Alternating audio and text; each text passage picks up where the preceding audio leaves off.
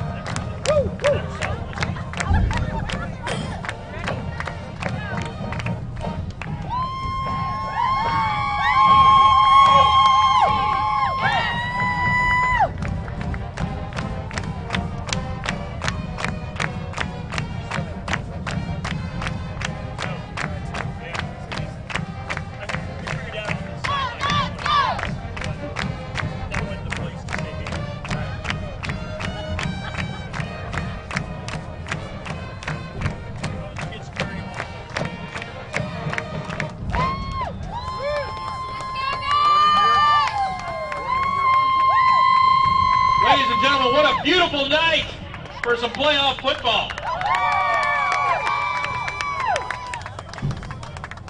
12th night, you in the house tonight? How about my Goonies? Are you out here?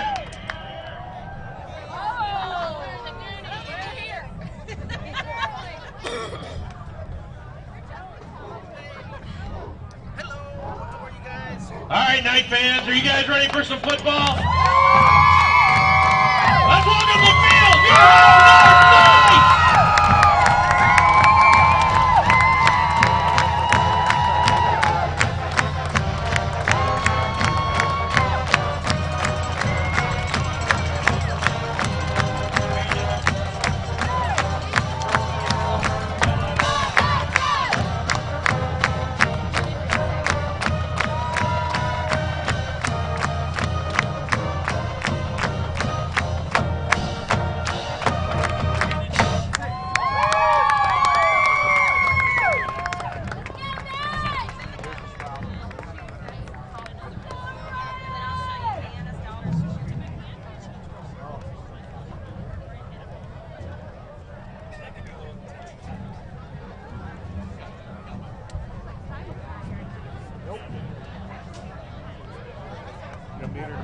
Well, down there. Okay, the other one's locked, and they got me. Really? Yeah, $4. Ladies and gentlemen, if I can please ask you to rise, remove your caps, place your hand over your heart, face the flag, sing along with us as we honor our nation with the playing of our national anthem. By the best band in all the land, your Night Pride Marching Band!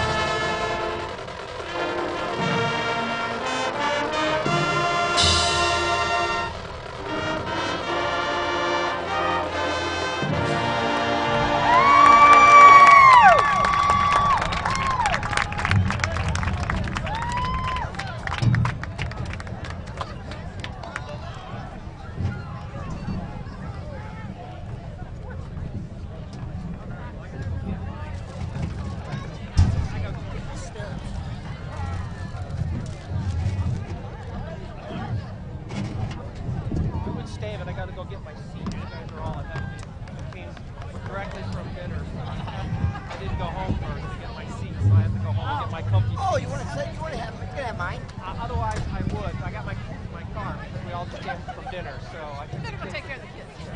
I just want to say, Okay, don't sit down. leave them in the car. That would be You're fun. fine, Sam.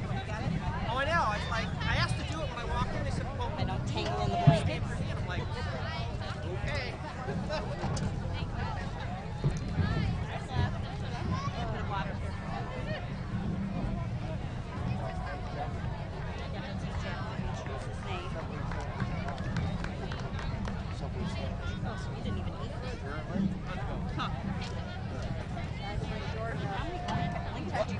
I brought two. I brought the blue one to sit on.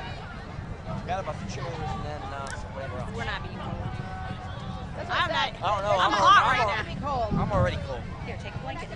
Ladies and gentlemen, your referees for this evening, and Sam Howard, Bob Wendland, Cleo Miller, Dan Wheeler, and Chris Allison. I put a water up there for you. Thanks for that. I put it over there because Dad got. Was it Aaliyah's blanket? She found it. Thank you, Aaliyah. Thank you.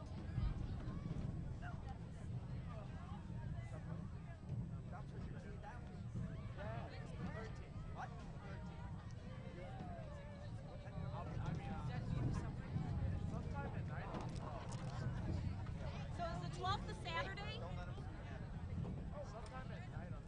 So when is your audition?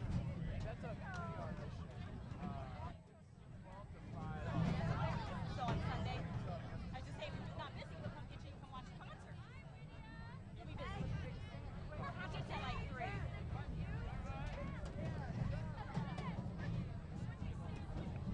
So I thought it was going to be totally packed. So did I. Very disappointing. Very disappointing. Very disappointing crowd. Yeah, for a playoff game, even from the other side. According to Kelly. Mic check. Microphone check. Microphone check. Microphone check. Mic check. Is that good, Bray? We good? Putting cats and Dom, you need a blanket? No? We have plenty. Dom, did you wear long pants?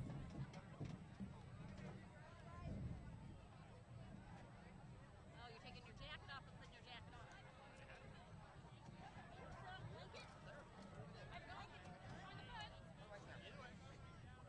Did you see Teron just walk out? Hi. He didn't run out. He just walked out. Oh, yeah. It's really funny to watch. Way through the blankets. Because you saw the whole team like sprinting out of there. You just see Teron just walk behind him. No, my dad's not. check. Check. Check. Check. Check. How are you, Mr. Schneider? Good, how are you? Oh, I thought you said Mrs. Oh, I was going to mess with her and say that too. He calls me Tuba Mom anyway. Hi, Tuba Mom. How are you? Good, how are you two, son? Huh?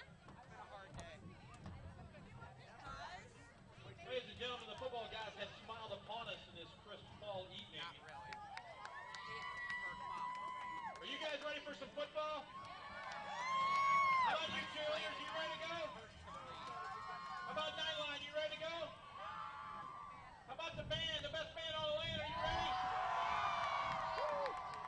Ladies and gentlemen, are you ready for some football? Let's get this party started.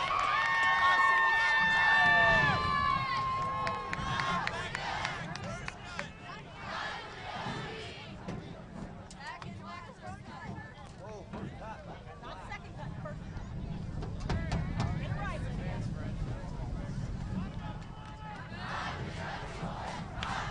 Hey, hey, hey.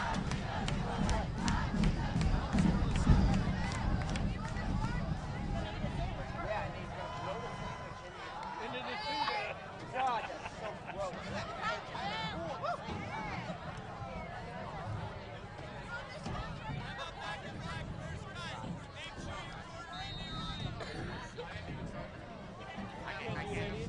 And there's the opening kickoff of tonight's Class 5 District 2 first round playoff game between the Francis Howell North Knights and the visiting Parkway South Patriots. I'm Jacob Lintner here with my co-announcer Dominic Number 2, Hosher, Maurice Massey on bringing kick you tonight's return. action Fumble live from recovered by Francis Howell number North 1, High Malik School. Johnson. One of the keys to tonight's game for the Knights is trying to get something on the ground. All right, ladies The last 2 and gentlemen, weeks, that brings up the first they've Howell really North. struggled to get anything going in the running game, but luckily for them, passing game has been on point. So we'll see if they can get anything going out of the backfield tonight.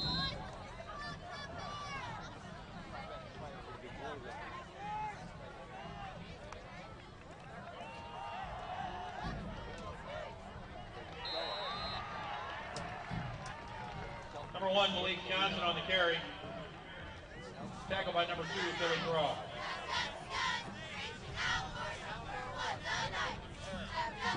Malik Johnson there with the carry. Doesn't find any running room. About 1 yard gain.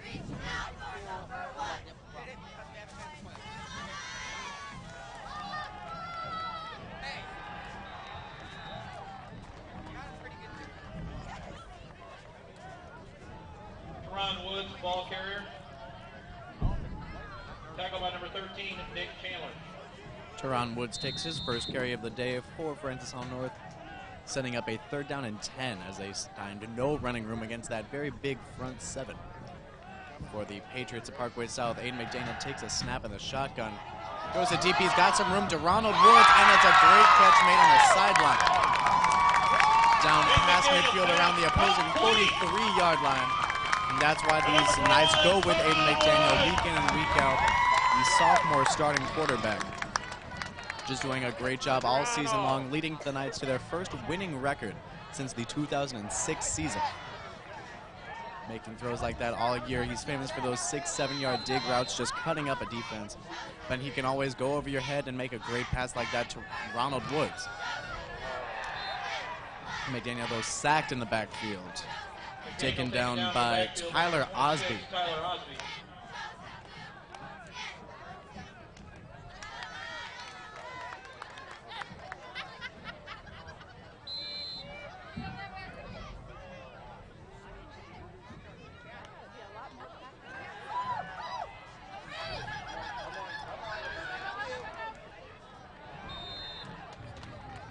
McDaniel's pass complete to number 2, Maurice Massey in the flat Taken out of on the bounds by side, number 2, taken Billy Draw.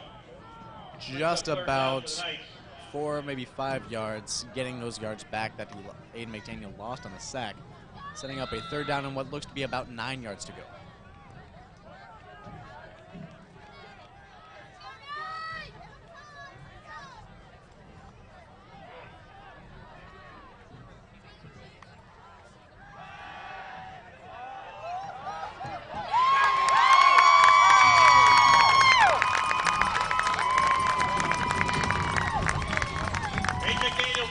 And a beautiful pass for Aiden McDaniel going back shoulder to his favorite target, Maurice Massey. Massey on the season, the Knights' leading receiver with a total of 46 receptions for 649 yards coming into this game, adding to his stats there in those last 2 plays as the Knights carry it with Malik Johnson losing about a yard or 2. So far, McDaniel is not afraid to take a shot down the field. He's taken 2, one to Teron Woods and one to Maurice Massey. Both have worked. We'll see if he'll continue that as the night goes along.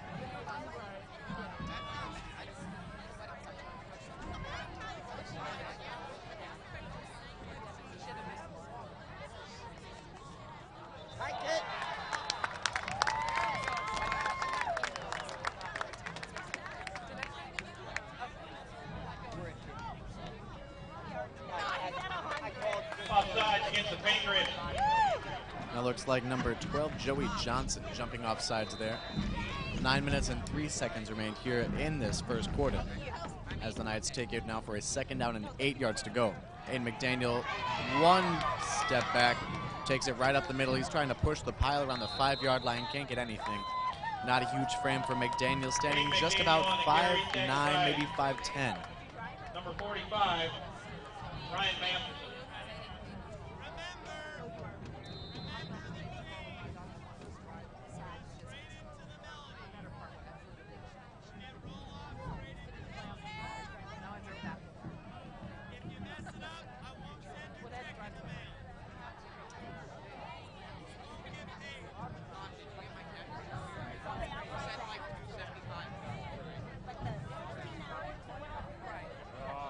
Knights now in the pistol.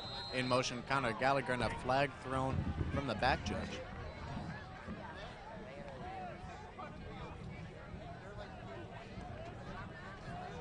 Delay of game on the Knights. They'll call it a delay of game penalty on the Howell North Knights,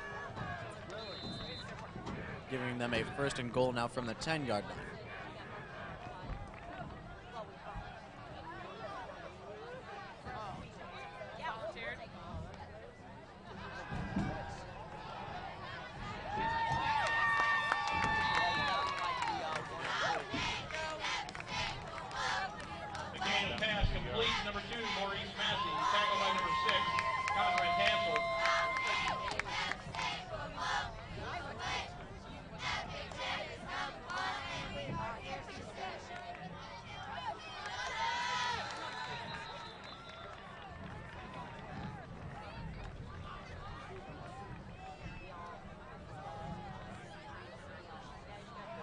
On the keeper, tackled by number 63, Cam McCarthy. Aiden McDaniel keeping it himself, gets stopped right around the goal line. 3rd and goal with about 1 yard to go now.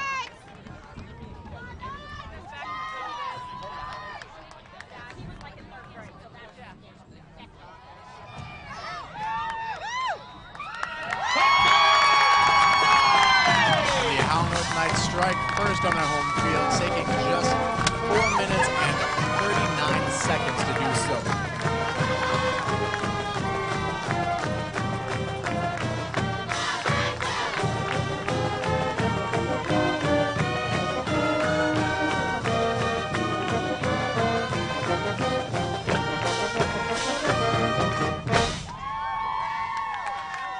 Nice touchdown scored by number 21, Teron Wood.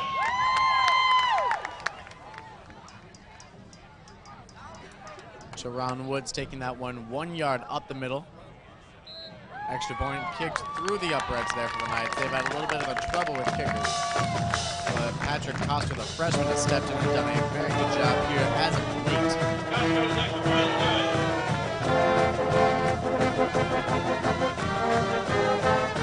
Teron Woods has really enjoyed a great all-around season, both rushing and receiving. So far, he has 266 rushing yards and 4 touchdowns on the ground to go along with 305 receiving yards and 2 touchdowns.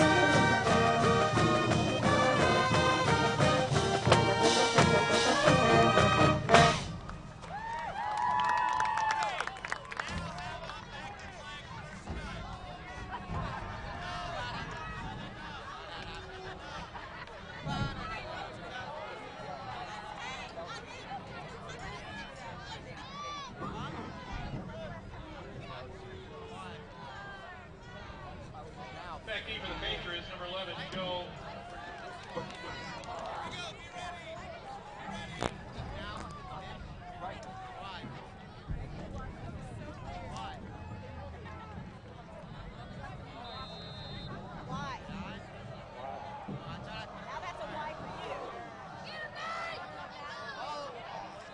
Short kickoff there for the Knights around the 35-yard line. It's fallen upon.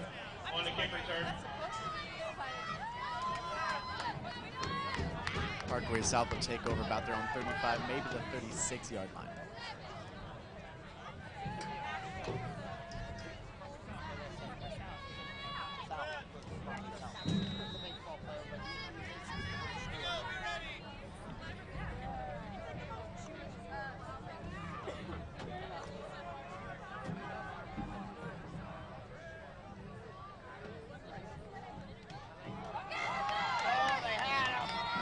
Pitch toss out to the outside for Darion Stewart, the leading rusher for the Parkway South Patriots. On the season, 129 carries for 705 yards and 7 touchdowns coming into this game, losing 2 yards off of that with the carry first down.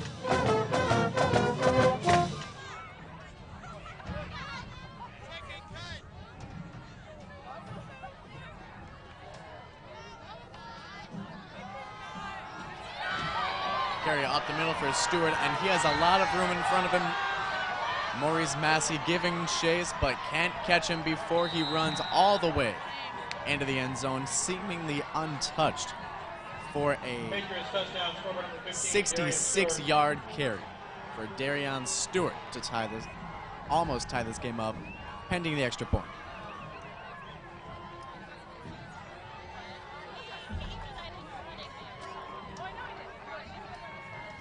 The Patriots have leaned on the ground heavily this season, and mainly because of Darion Stewart, because of runs like that.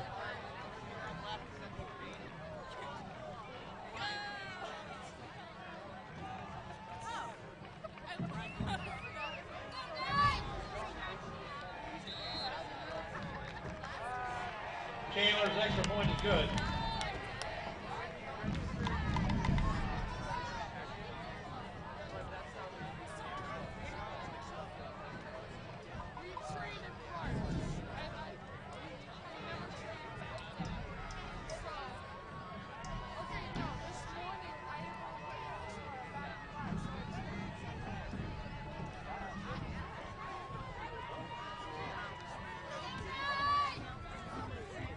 We're seeing somewhat opposite offenses so far.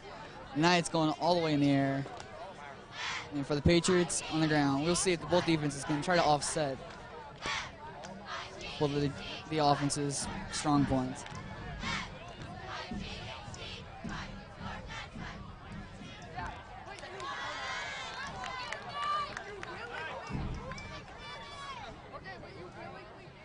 Back deep for the Knights. Number 21, Teron Woods. Also number 2, Maurice Massey. Nick Chandler set to kick off.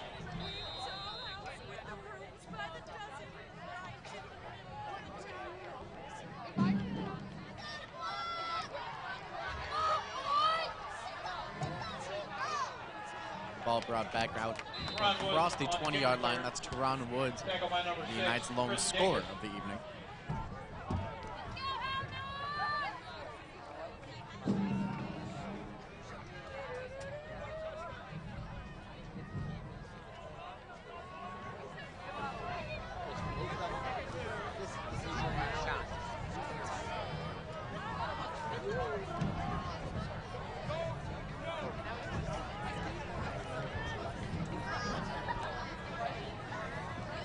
Quiet now here at Francis Howell North High School.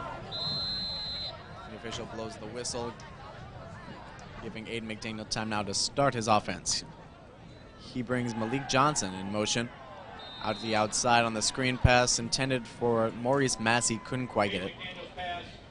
Second down and 10 after the incomplete pass.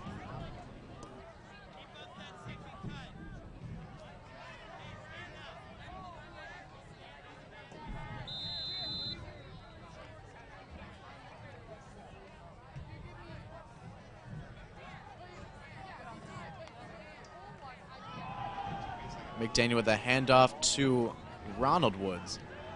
It looks like going on the counter run outside. Ron Woods on the carry. Tackle by number 45, Ryan Masterson.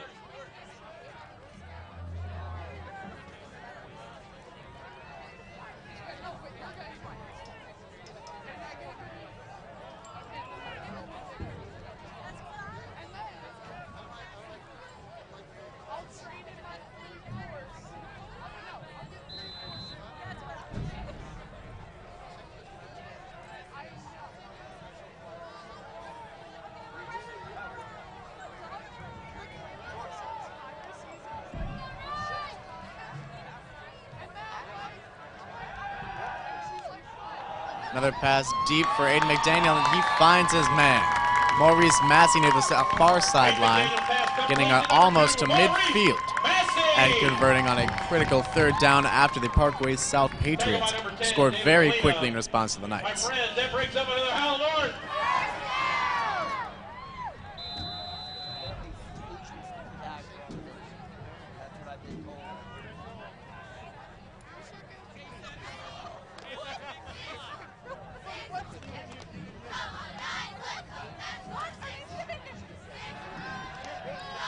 McDaniel with a three-step drop. He finds Connor Gallagher in the middle of the field. He gets some extra running room after the catch. Complete to number 8, Connor Gallagher. Gallagher brought down finally by Ryan Masterson.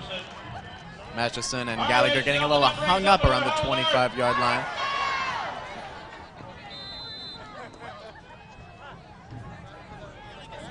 In the pistol here again, Teron Woods, the back to Aiden McDaniel's right. One-step drop, McDaniel brings it right up the middle, but is taken down in the backfield. Pass blocking there for the Knights. Not quite there, and not quite what it usually is. These Knights, of course, are doing a great job this season, especially, of keeping that solid front five, the offensive line doing a great job blocking for their quarterback. As McDaniel lines up, again in the pistol, 3 wide receivers to his left, 1 on the near side.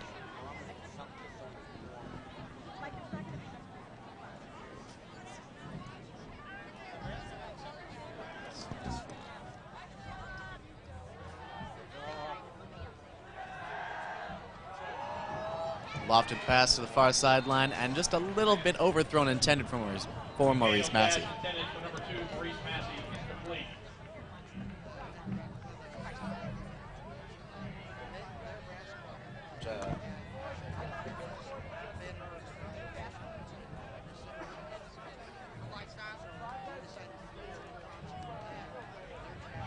What's better, 5 guys or in and out?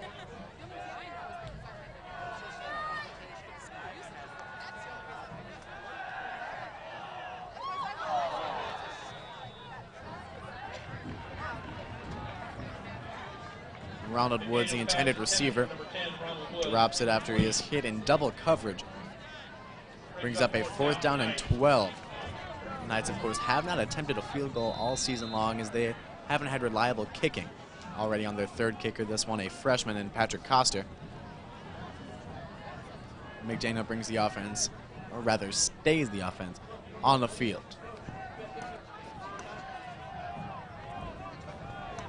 As you mentioned about Ronald Woods being doubled, he's been doubled all night so far, and they've really been able to shut him out of the offense.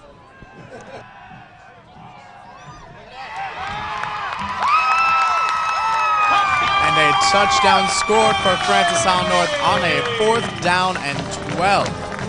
25-yard connection between Aiden McDaniel and his favorite target, Maurice Massey, running that inside post route, finding just enough room and powering his way into the end zone for those last 5 or 6 yards.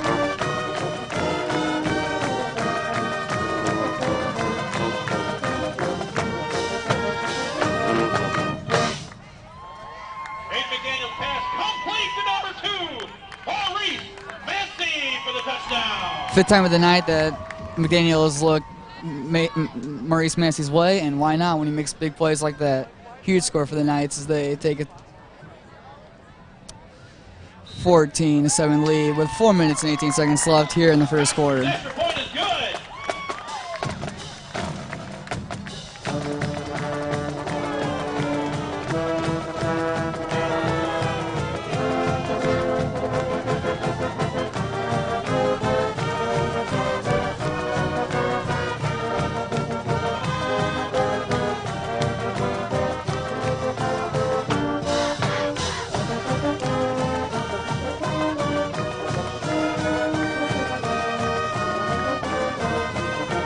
So far, both offenses looking lights out. Jacob, why do you think that is? I think right now it's just a contribution of a few factors. Most notably, this is the first playoff game that the Howell North Knights have hosted, the first district's playoff game, I should say, that the Howell North Knights have hosted in school history, the first playoff game since 2006, which was also their last winning season. And of course, as we all here around Francis Howell North know, one player who is a star on that 2006 winning team, Brett Bevel, who has come back this season to become the head coach of the Howell North Knights. He remembers what it felt like to play here on his home turf in a playoff game, and he's trying to bring out all of that fire in all of his players. Aiden McDaniel, you see out there, just a sophomore, but leading the offense like a seasoned veteran, throwing the ball all over the field, making great precise passes, threading the needle, and of course complimenting him. Teron Woods doing a great job on the ground today. These Knights are just running like a well-oiled machine, and of course we've only seen one drive so far for the Parkway South Patriots, but it was an explosive run for Darian Stewart, his 8th touchdown of the season, and we can expect to see a heavy dose of number 15 for the Patriots all game long. something the Knights could look at doing to try to stop Darian Stewart is maybe trying to stack the box. Both of his rushes were right up the middle, and that's how he beat the Knights' defense twice. We'll see if they will attempt to stack the box here on this drive. And one thing to note about that strategy, Dominic, the Parkway South Patriots have attempted just over 60 passes this season. In their 9 games, they've attempted 62. That is just under 7 attempted passes per game. These Knights on defense don't have to expect a lot of the starting quarterback, Alante Smith, for these Parkway South Patriots. They can stack the box, do creative blitzes that Coach Bevel and, of course, Coach Ryan Darks down there just love to run those blitz packages, do everything they can really to try to get their best athletes, which are generally in the outside linebacker and the secondary positions, into the backfield and see if they can make a play on the quarterback.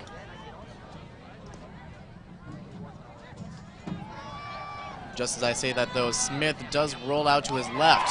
Will not get an attempt off as he is taken down in the backfield.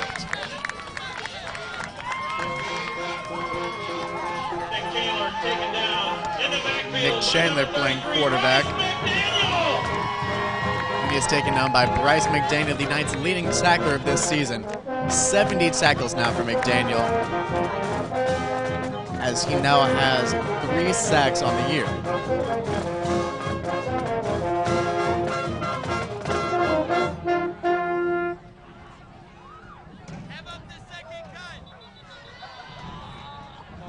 Hard count does get just about the entire Knights defensive line to jump across this line of scrimmage. Give the Patriots a few of those yards back.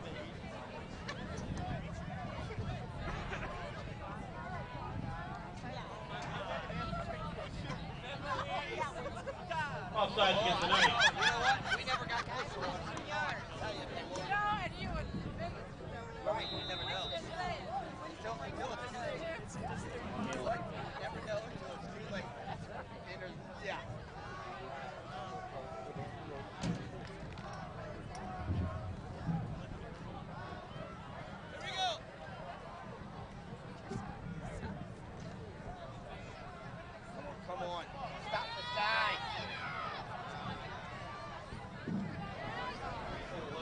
To the outside, that's Joe Audifred.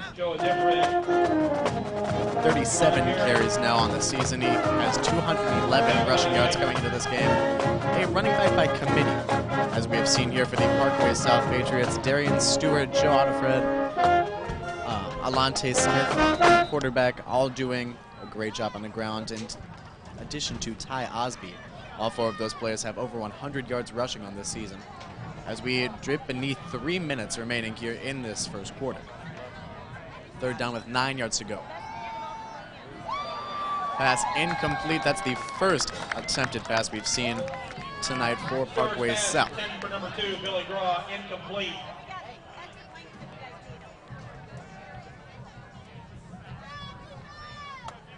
We mentioned how unstoppable Forrest Darian Stewart has been all season long, but on that drive, 0 carries and 0 receptions, and it leads to a 3 now for the Pirates, or the Patriots.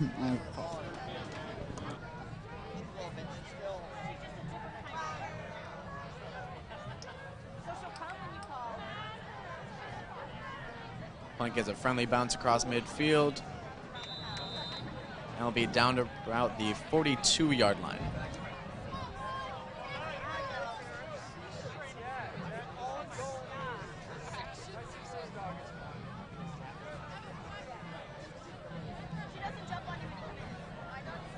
You still there, Knight fans?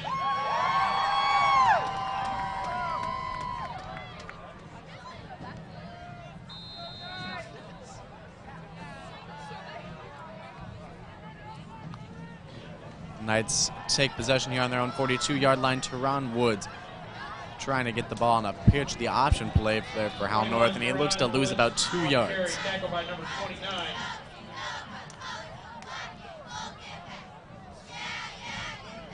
Knights will set up shop now about the 40-yard line. Aiden McDaniel signaling over to Ronald Woods, twin brother of Teron Woods, on the near sideline.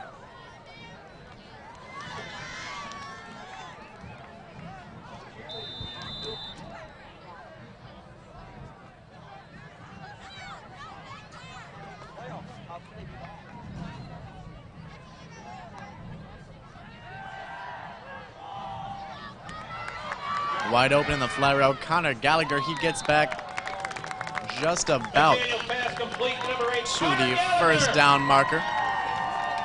We'll see what they spot it. Number 25, Lamorris Case. That brings up another Howell North. And they give Gallagher 13 yards on the reception. 1 minute and 59 seconds now on the clock.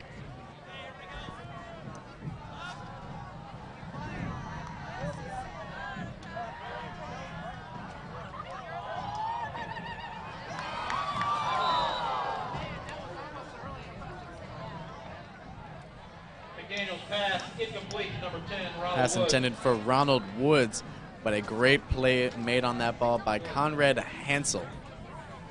Stripping the ball away from Woods' hands, and it looked like Ronald had himself a very nice reception in double coverage. If not for Hansel's effort there, it could have been extra yards, maybe even a touchdown for Woods. 2nd and 10 now, though, after the pass does fall incomplete.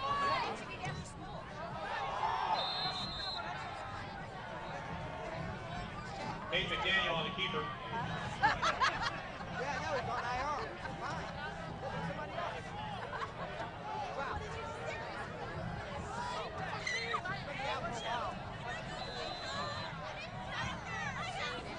And a bad snap there, loses a few more yards for the Knights. 3rd down and 17, as McDaniel just had to sit on that one. Wide receivers in trips to the near side. One man alone, that's Maurice Massey on the far sideline. McDaniel throwing in traffic, may have been tipped as it came out of his hand, but regardless, incomplete pass. Ronald Woods. Looks like Massey created himself some space on top of the screen, but McDaniel wasn't looking his way the entire time.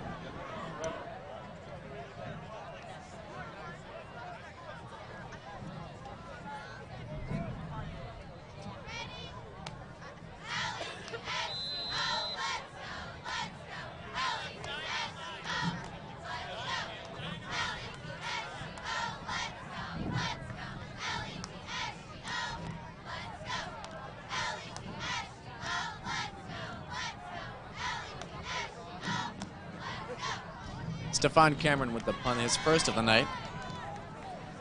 Bounces down to the 20-yard line before being picked up. Made a nice return, about 14 yards they'll give him for Ryan Masterson.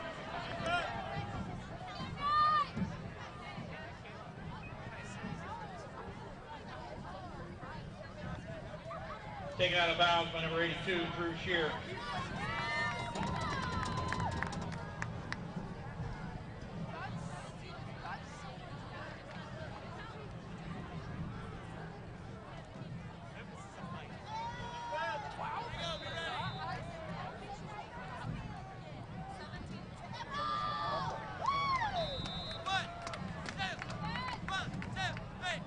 Darian Stewart,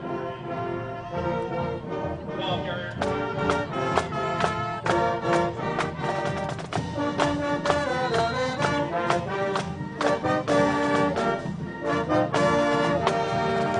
Looks like Lonte Smith went the wrong way for the handoff and was forced to take a loss. 2nd down with 10 to go.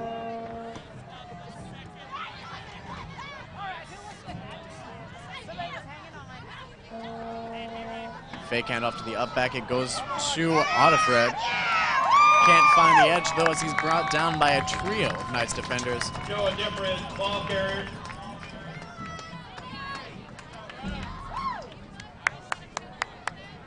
It's Dylier Pena, Bryce McDaniel, and Maurice Massey all in on that tackle.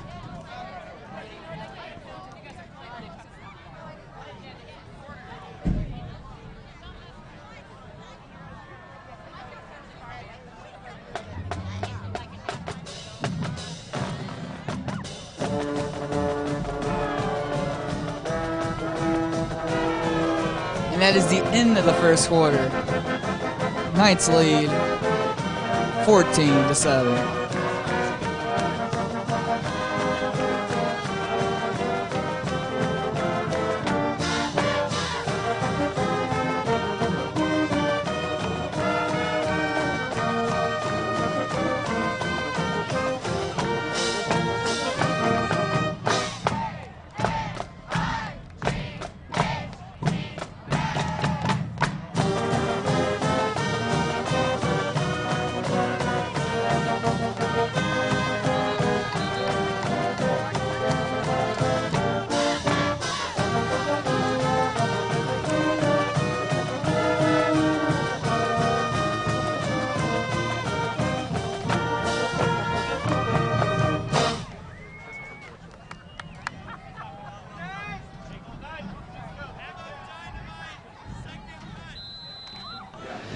At the start of the second quarter, the Patriots will start on their own 31-yard line, 3rd and 12.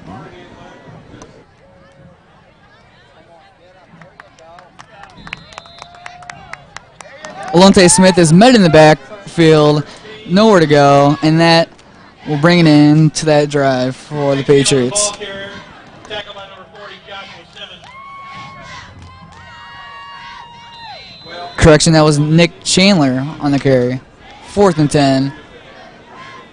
Patriots are forced to punt.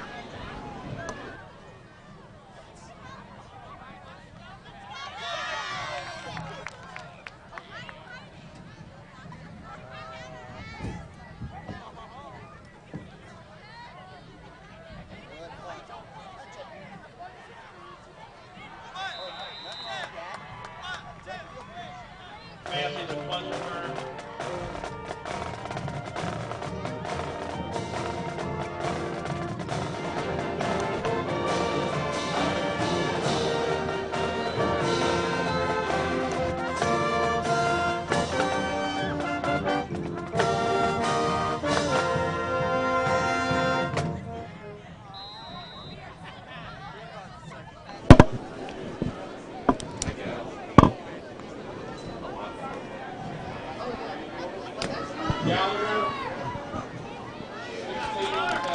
McDaniel's pass complete, number 8, Connor Gallagher! Tackle by number 16, Chris Davis.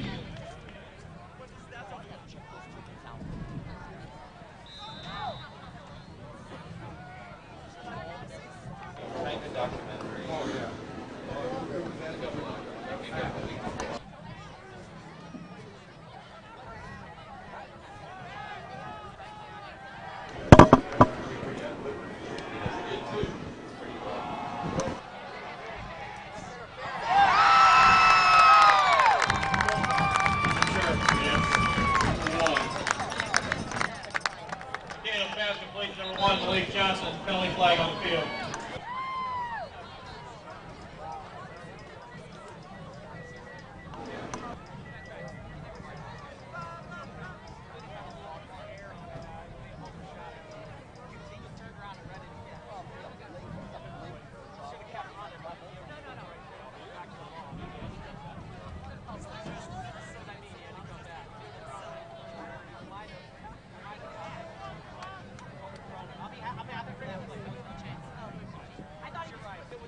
Pass interference on the Patriots. The penalty is declined. First down for the Knights. Pass interference was called against the Patriots, but the Knights will decline that one and they'll take the gain. Great reception there by Malik Johnson. 1st and 10 on the Patriots 12.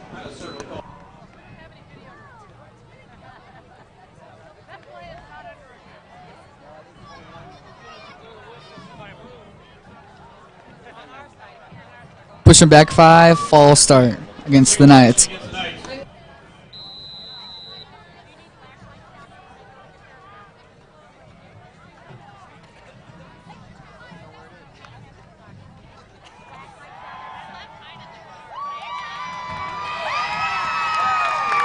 McDaniel fakes the pitch to Teron Woods and finds Malik Johnson wide open in the end zone.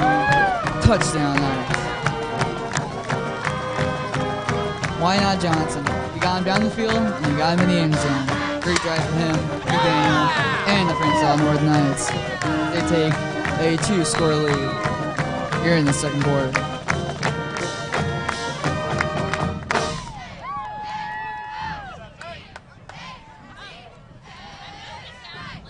McDaniel's pass complete to number 1, Malik Johnson for the touchdown.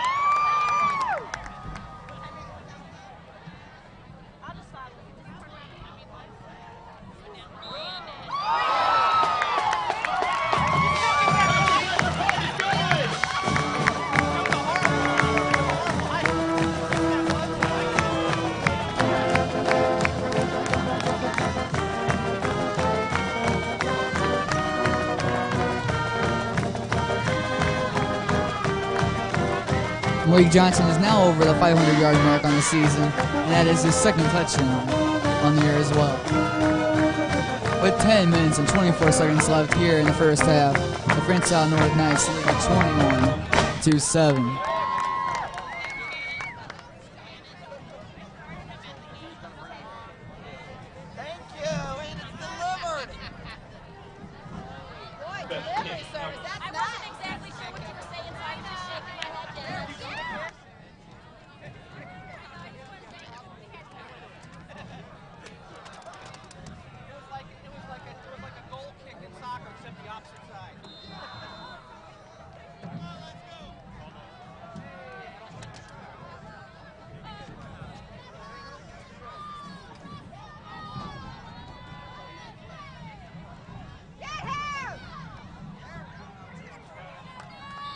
Christian Dawkins on the return. Chris Dacus. He'll take it around the 37-yard line.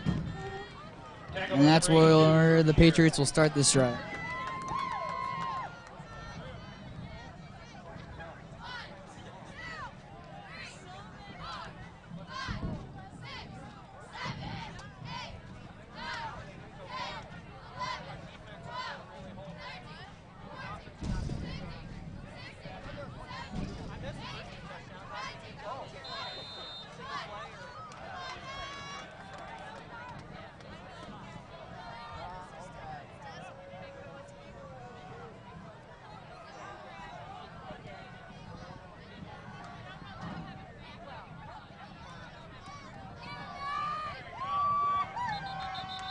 There's Darian Stewart's first carry since the first drive, but he finds nowhere to go, and it's a Tackle by the loss. big O, Daniel Ostrowski.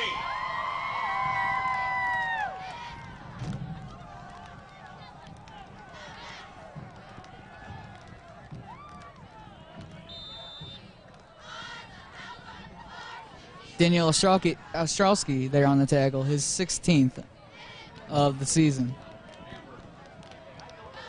Now 2nd and 11.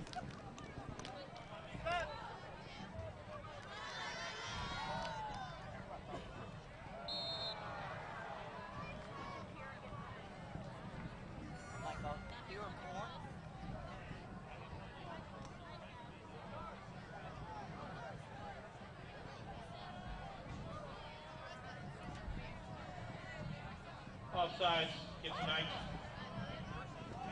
Offside there called against the Knights, and that'll push the Patriots offense up 5 yards, 2nd down and 6.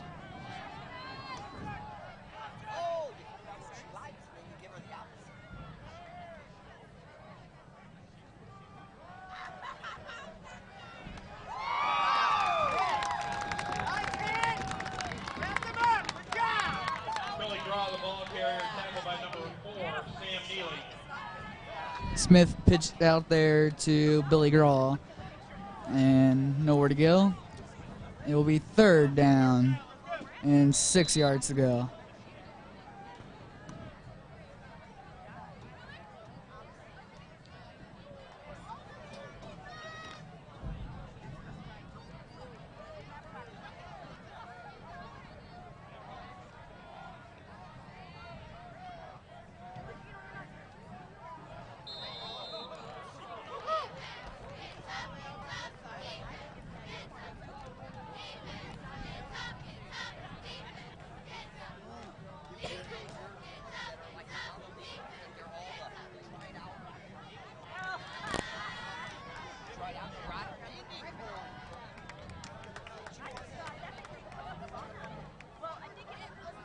Legal shift against the Patriots.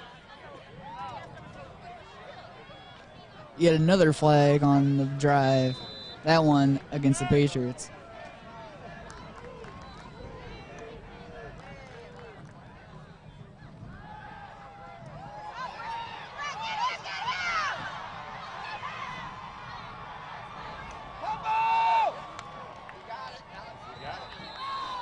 Smith finds Ryan Masterson, who takes it to the 40, the 32, but the ball is loose and a fumble, and it looks like the Knights have recovered. Number 45, Ryan Masterson, fumble on the play. Penalty flag on the field. But there was a flag on the play.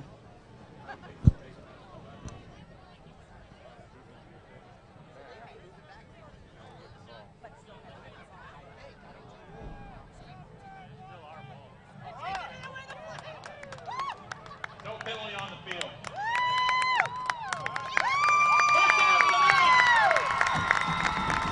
Correct that there was no flag on the play, and the Knights will take possession right around the 32-yard line. Big play there on defense.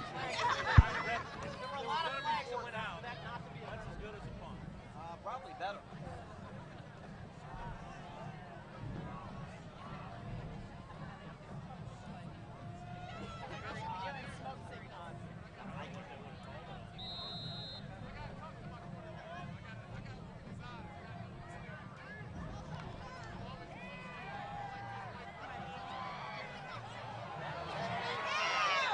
On 1st and 10, McDaniel once again looks deep to Malik Johnson.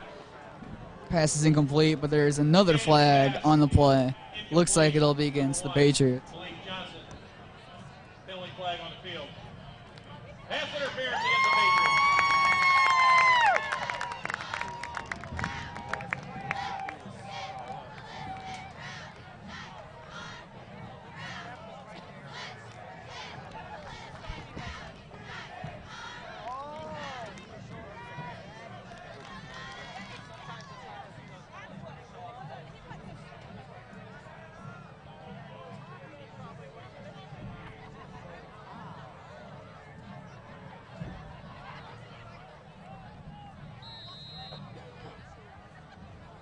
The penalty will put the Knights on the 48-yard line.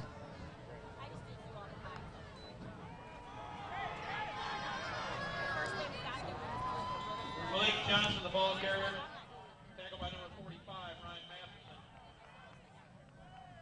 Malik Johnson gets a carry, finds about 2 yards. Second down. Francis Howell North Knights. Shot by them, apparel for the Cardinals, Blues, Mizzou, and more. Brands like Nike, Under Armour, and others. All items that are 50% off. Proceeds go to the Nightline Dance Team.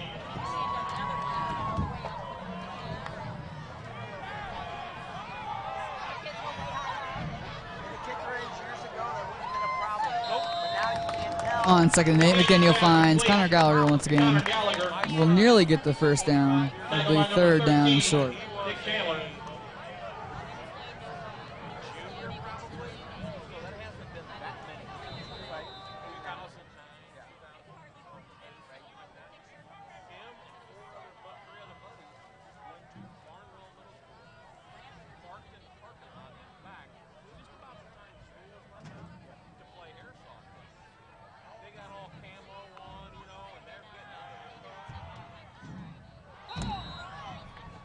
On 3rd and 2, McDaniel goes to Ronald Woods, who cannot bring it in. It is 4th and 2. Pass incomplete. Ronald Woods.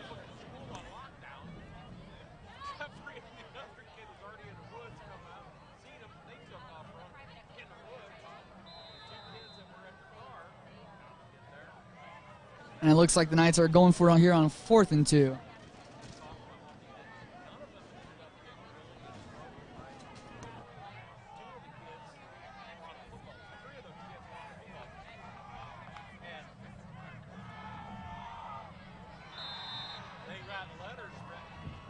McDaniel goes to Woods once again, but that pass is right behind him, and it's incomplete.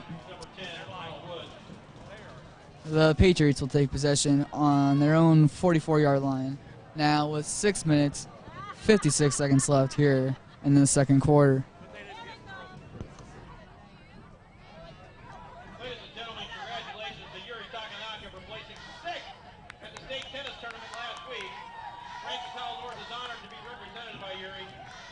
He has an amazing 5.0 GPA. Congratulations, Yuri Takanaka.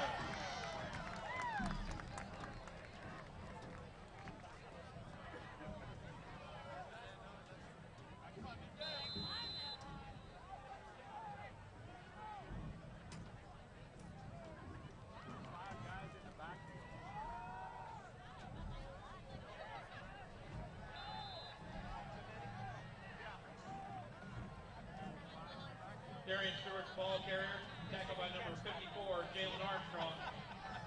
Darian Stewart there for the 5-yard gain. 2nd down, 5 to go.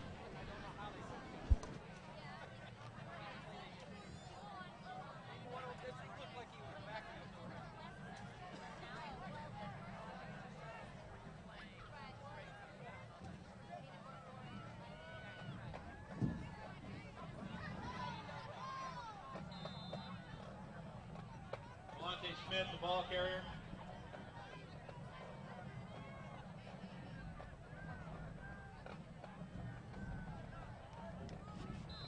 Tackled by number 34, Rashawn Johnson.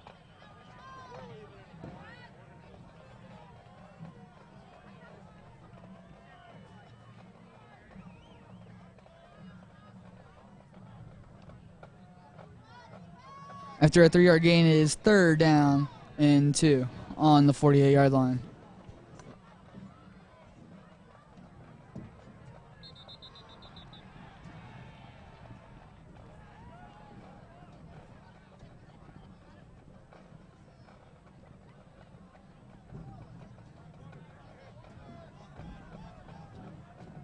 Timeout called by the Parkway South Patriots with 5 minutes and 38 seconds left here in the half. Congratulations to our varsity softball team for winning the district and sectional championship for the second year in a row. These ladies have an amazing team GPA of 3.5. Congratulations to Coach Donahue and these outstanding student athletes on a great season, our varsity softball team.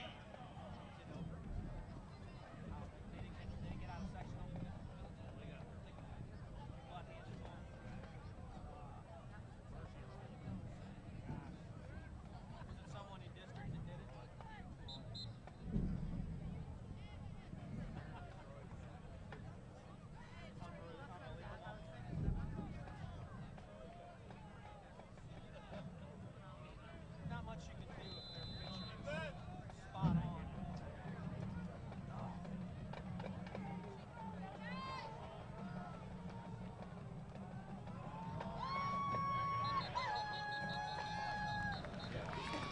On 3rd and 2, Darian Stewart gets the carry and he goes nowhere.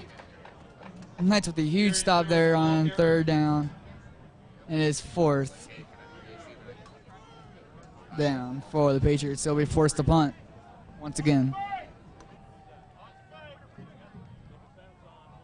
Tackled by number 33, Bryce McDaniel, also number 65, the big O, Daniel Ostrovsky.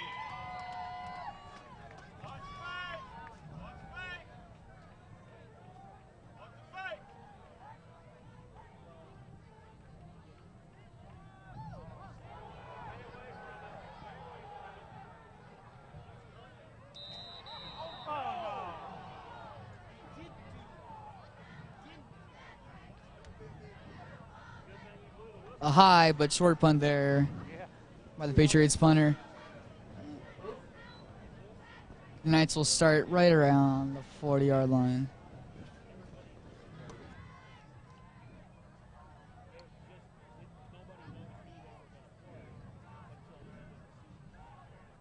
Ronald Woods on the punt return.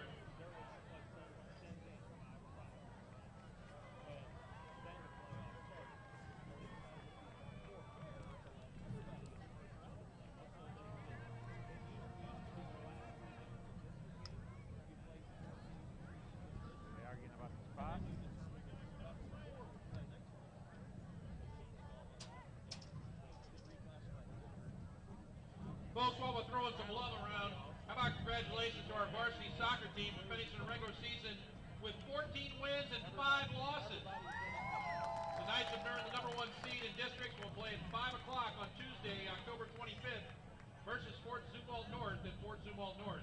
Good luck to our varsity soccer team.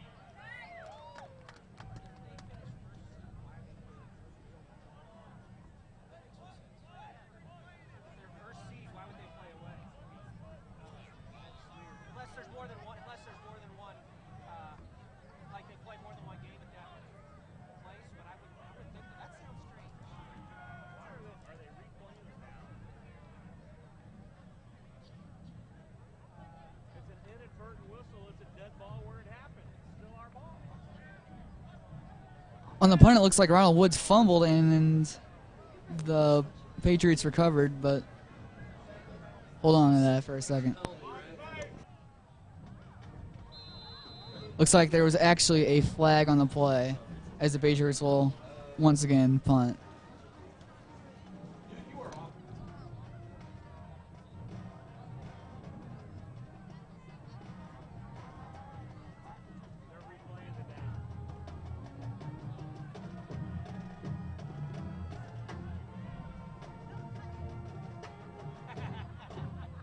Yeah, tell them.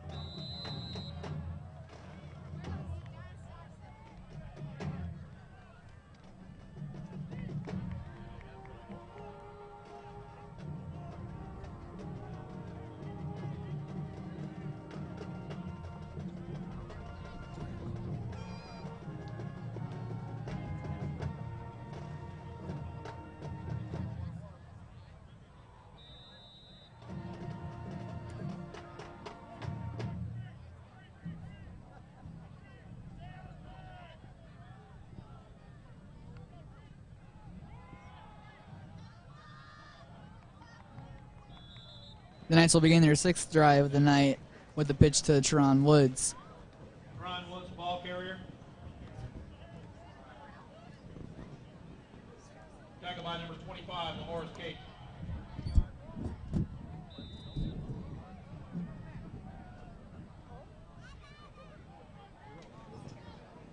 Woods loses a yard there and is 2nd down and 11 with 4 minutes left in the half.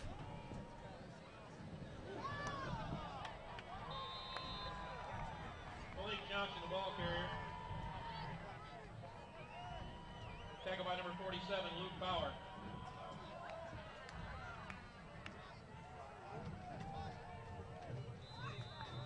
Malik Johnson there with his 2nd carry of the night and is now 3rd down and 8.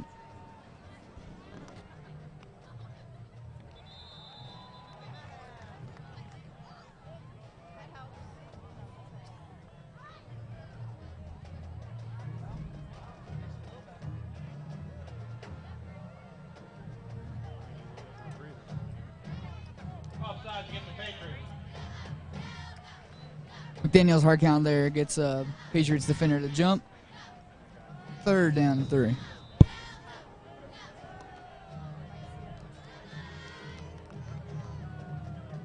Ryan Woods alone on the top of your screen.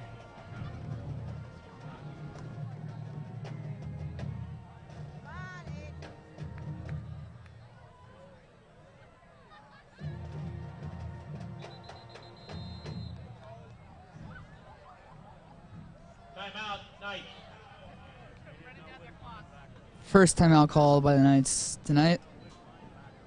And we'll have 3rd and 3 on the 19 when we get back. Concession stand located at the north end of the field. Pretty sure they got like coffee, hot chocolate, chili, and all sorts of hot food, drinks for you. You're going, hey, can you bring it back a pretzel?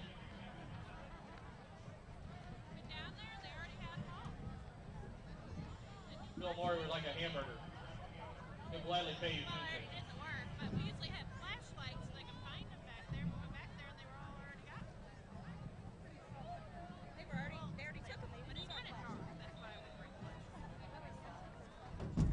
Yeah, don't fall. We just like Kelly was injured last weekend. We don't need you injured this weekend. What? Kelly got injured last weekend. We don't need you injured this weekend. Them down closer.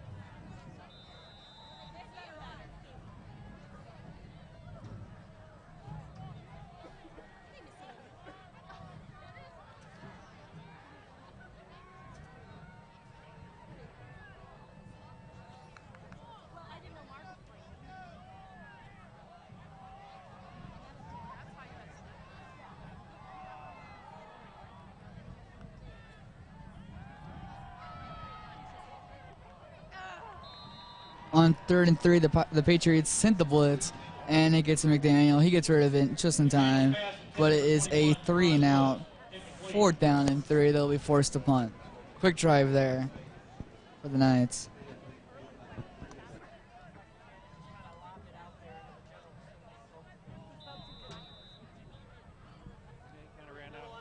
He was a little under pressure there. Went right through there.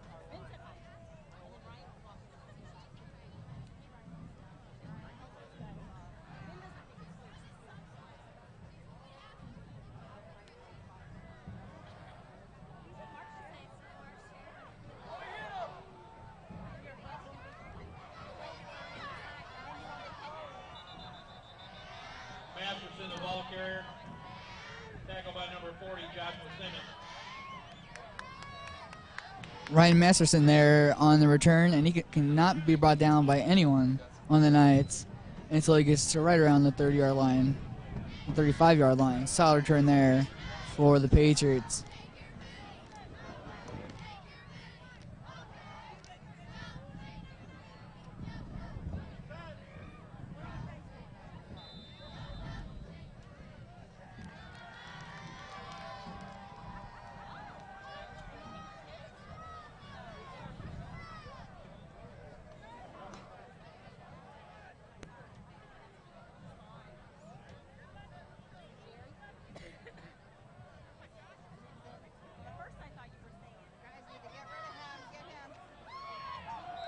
With 2 minutes and 58 seconds left here in the half, that is Alante Smith keeping it for himself, not going anywhere.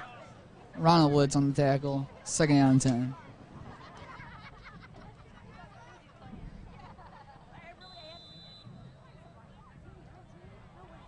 Don't forget, night fans, fantastic entertainment coming up at halftime as well. How about the best band in all the land in our nightline performing for you?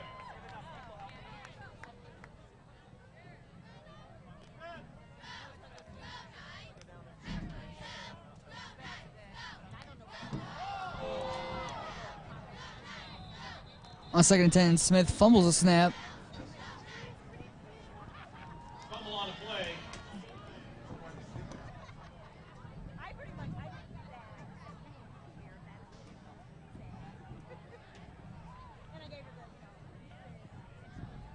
Recovered by number 15, Darian Stewart. And it looks like Darian Stewart is there to recover the fumble, and it is now 3rd down with 1 minute and 40 seconds left here in the first half.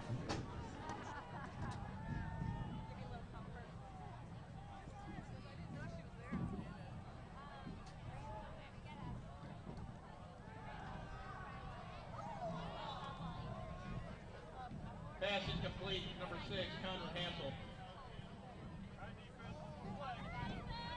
He's not an old man. Quit saying he's an old man. What? Right here. She just doesn't want you to get hurt tonight.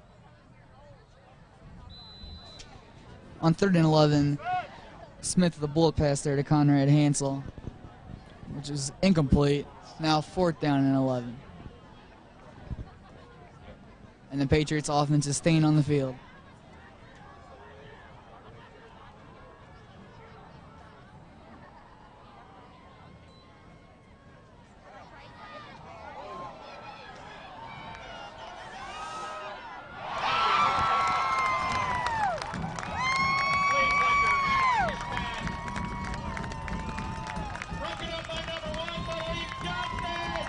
On 4th and 11, the Patriots try a flea flicker with Ryan Masterson, and it goes incomplete, creative play, but once again broke up by Malik Johnson, who's had a great day on both sides of the field, making big plays offensively and now defensively. With 1 minute and about 20 seconds left here in the first half, we'll see if the Knights can get anything right before we go to half.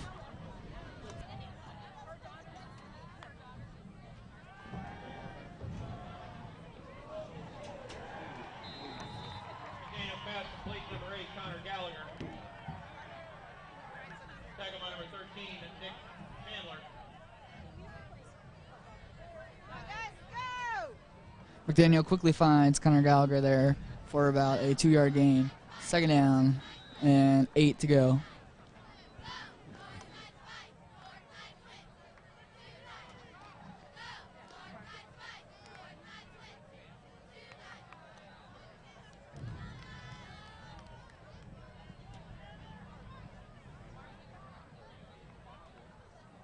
McDaniel alone in the backfield with a 5-wide receiver set.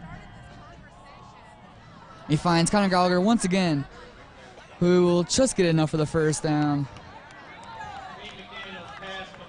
And he gets out of bounds to stop the clock. Forced out of bounds by number 16, Chris Davis.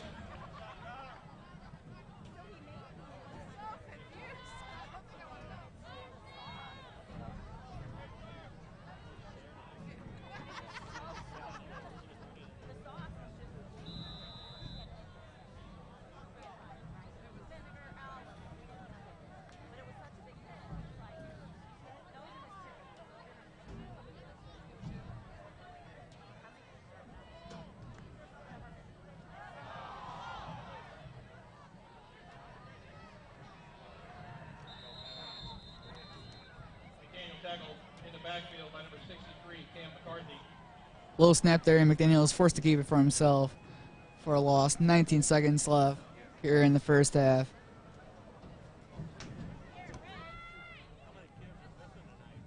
Timeout, Knights. With 19 seconds left, the Knights call it their 2nd timeout.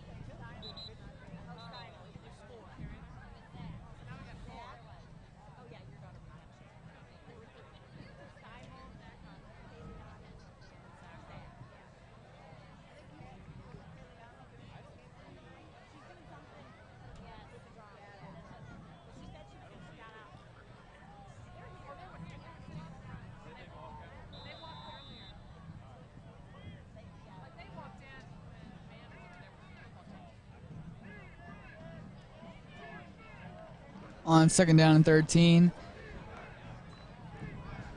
Daniel fakes the handoff.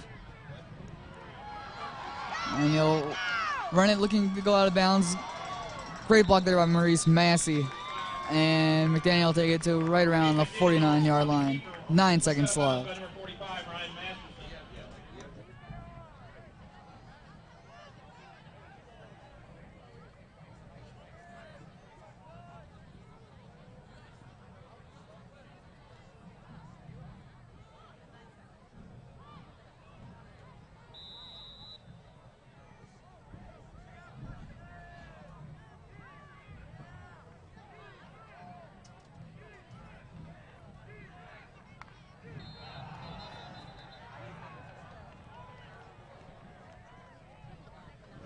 On 3rd and 3, it looks like there was a false start, and it'll be against the Knights. 3rd down and 8 now.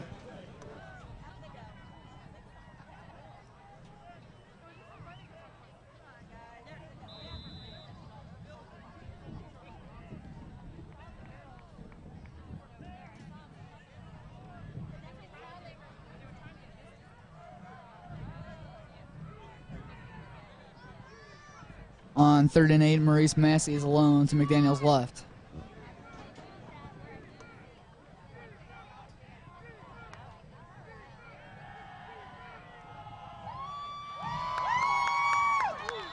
McDaniel finds Massey in triple coverage. He'll take it around the 30-yard line. Huge conversion there on 3rd down.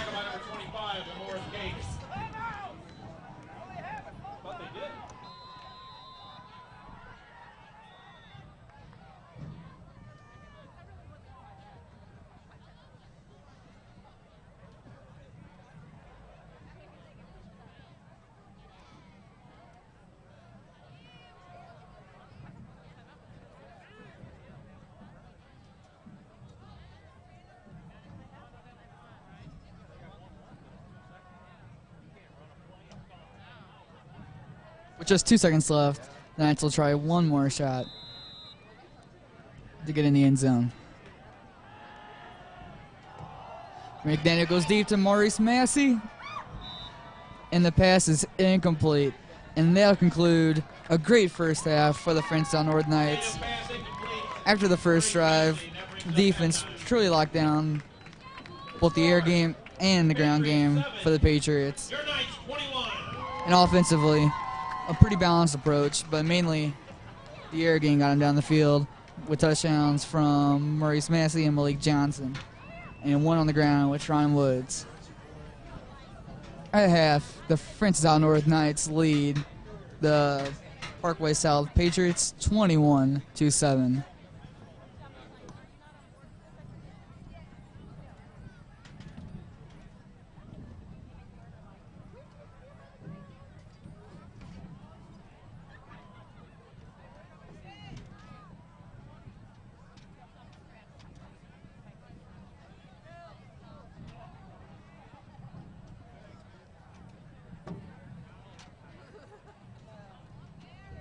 Trying to get their attention. 20 minutes on the clock.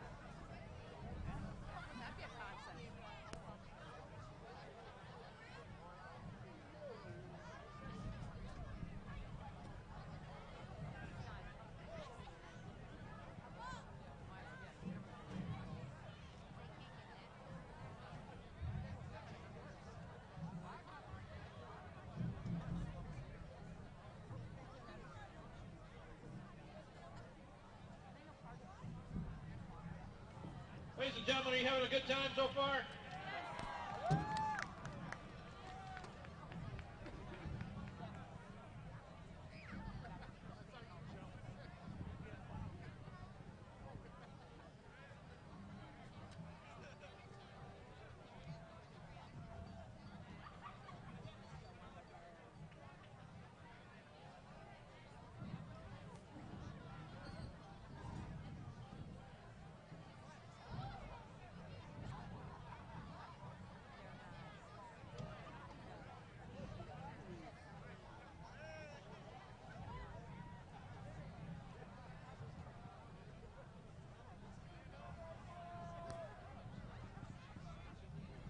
Ladies and gentlemen, you're in for a real treat. Let's hear it for the best band in all the land, your Night Pride Marching Band.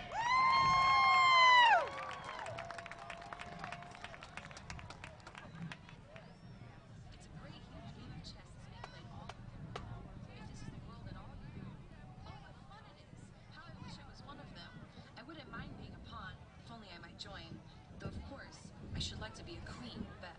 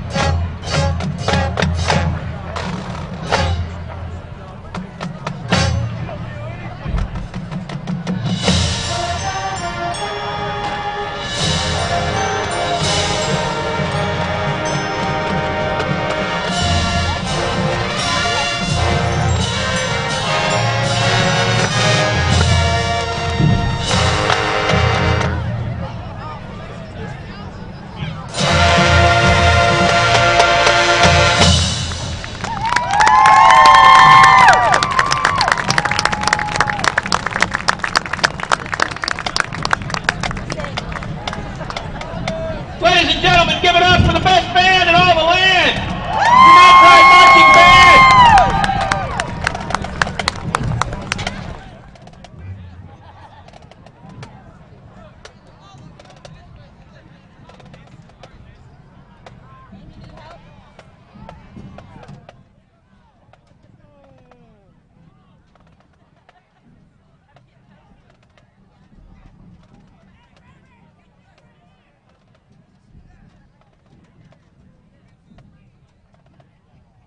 Ladies and gentlemen, now entering the field, let's hear it for your Nightline.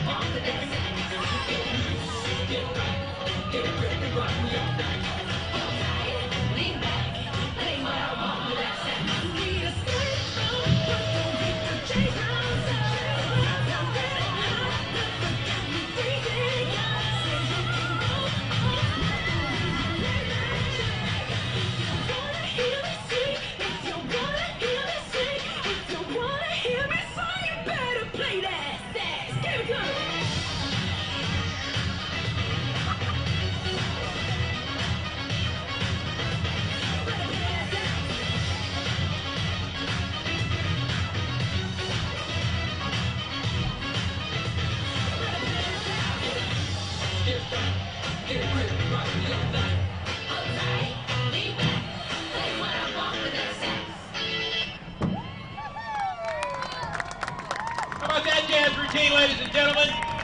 You know him, you love him, you can't live without him. Let's hear it for your Varsity Nightline.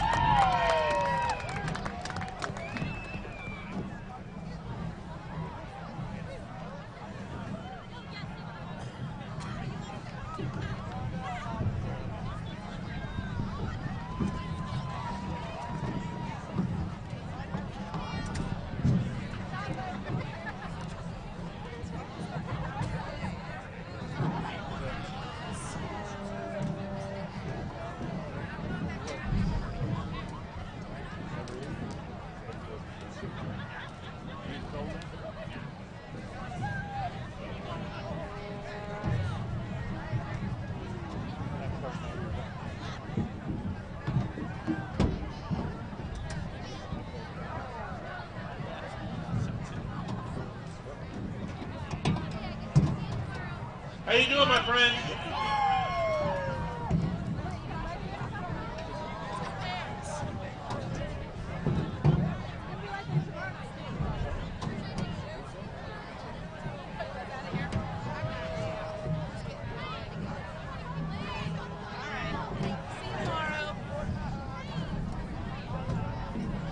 Hey folks, again, while we're talking about the Nightline, don't forget about the Pro Image Sports Apparel Sale, November 18th and 20th, right here in the FHN Commons.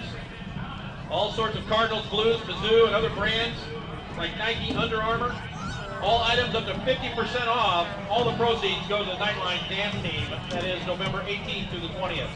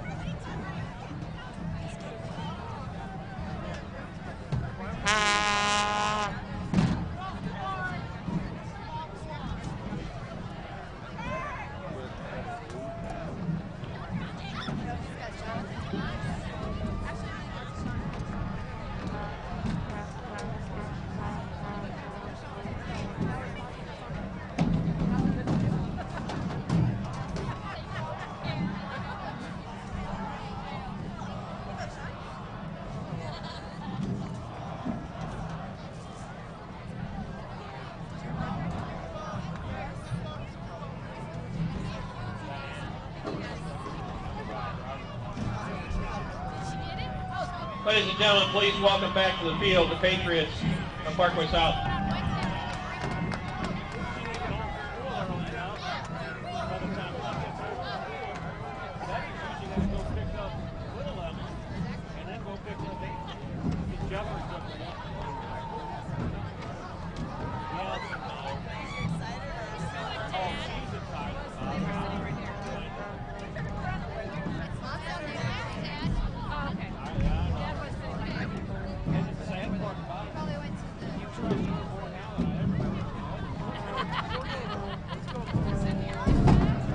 Here comes the Knights!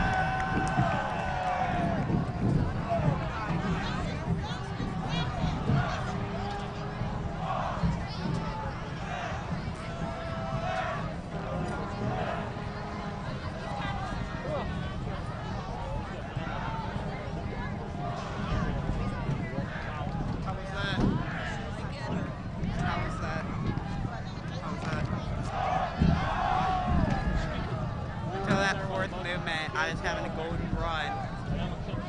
Just the speed took it out of me. That is it's a very fast movement. Especially after all that we do.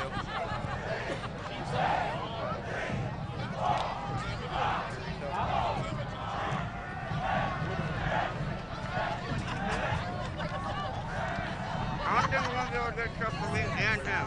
Oh, crap. Does that give us a story that we need? Is there more to the story?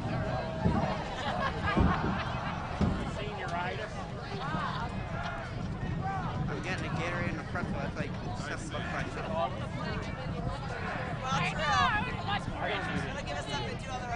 Do you want something? Sorry, I just over-guesstimated the bounty. What do you want? What am I getting?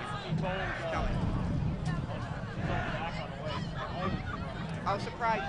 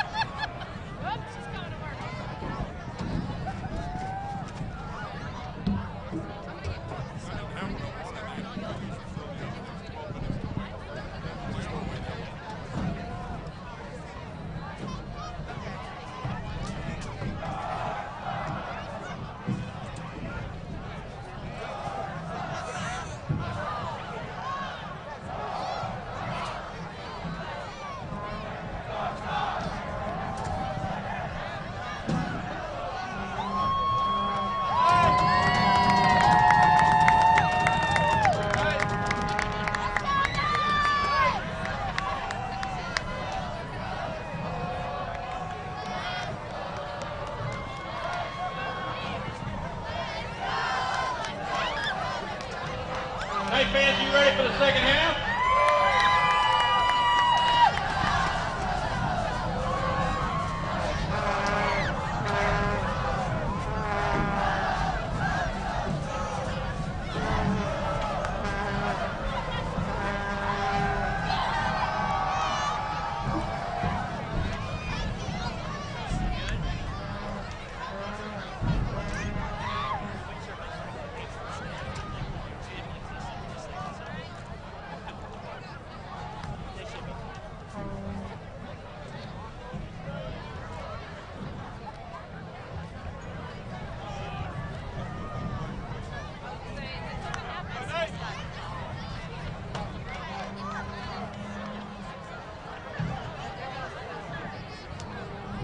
Missing plumes have been recovered.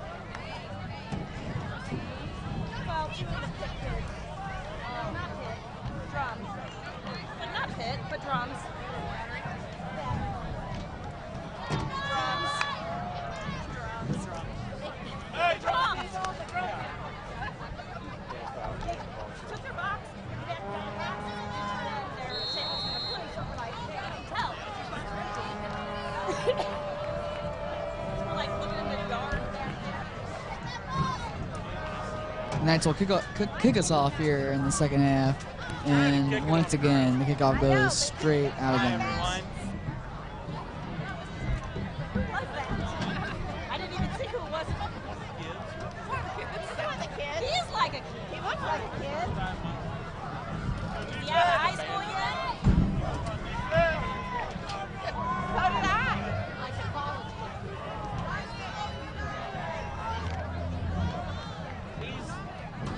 He's young enough that I could be his dad. And I'm one of the younger ones.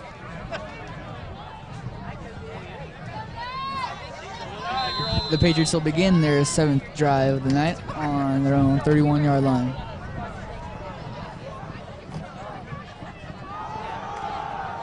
First and 10, that is Stewart for the carry. We'll get about 2 yards. Darian Stewart, the ball carrier, tackled by number 33, Bryce McDaniel.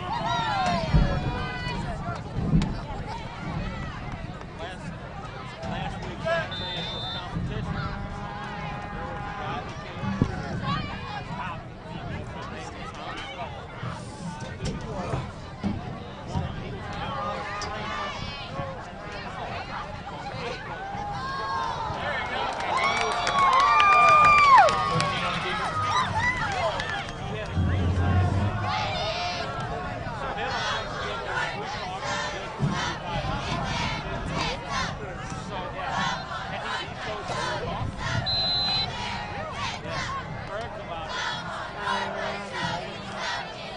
Nick Chandler there on the carry, keeps it for himself.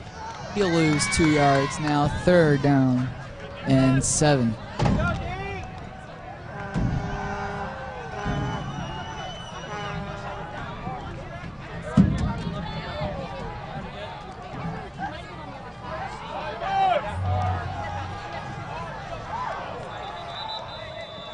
Third and 7 pass is incomplete, but there was a flag prior to the snap. Yeah. Penalty flag on the field. Yeah.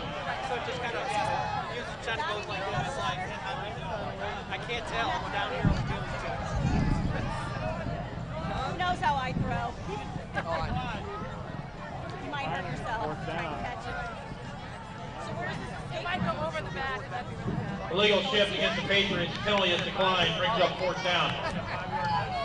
Call was an illegal shift against the Patriots. But the Knights decline it. Now 4th and 7.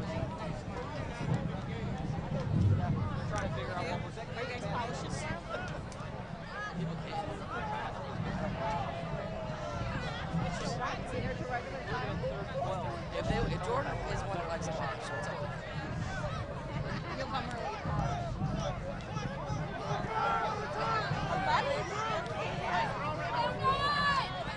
After a serious debate, the Patriots will go and just punt the ball away to Francis Howell North Knights.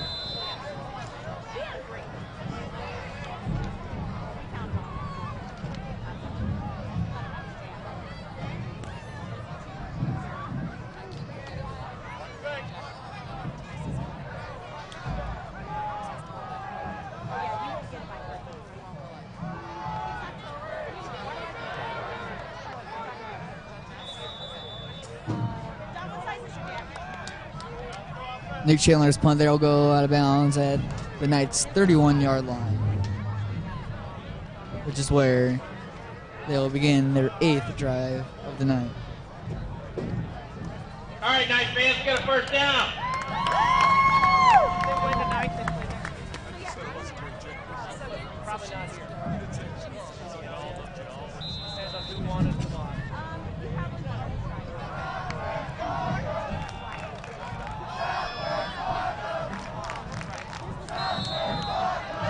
Tron Woods there with the carry. Solid game for around 4 yards. Tackle by number 16, Chris Davis. You're talking about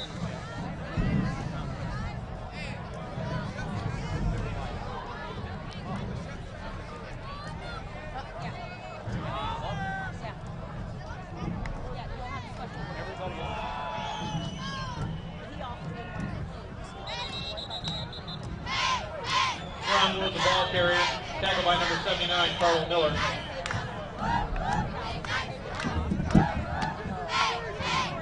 On 2nd down, Tron Woods gets his 2nd carry of the drive for 2 yards.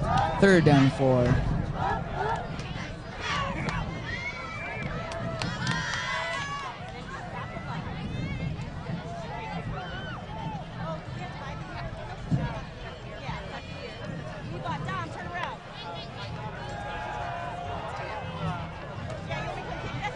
On 3rd and 4, McDaniel finds Tron Woods out of the backfield. Will not get enough for the 1st down. And it is now 4th down. Tackle by number 2, Billy Graw. Brings up 4th down for the Knights. And then he could put the 18 one out. And they were very helpful. Because instead of that, the girls have to fight their names. whenever you look at my leg is really high, so high that my center balance went way out of whack. It was like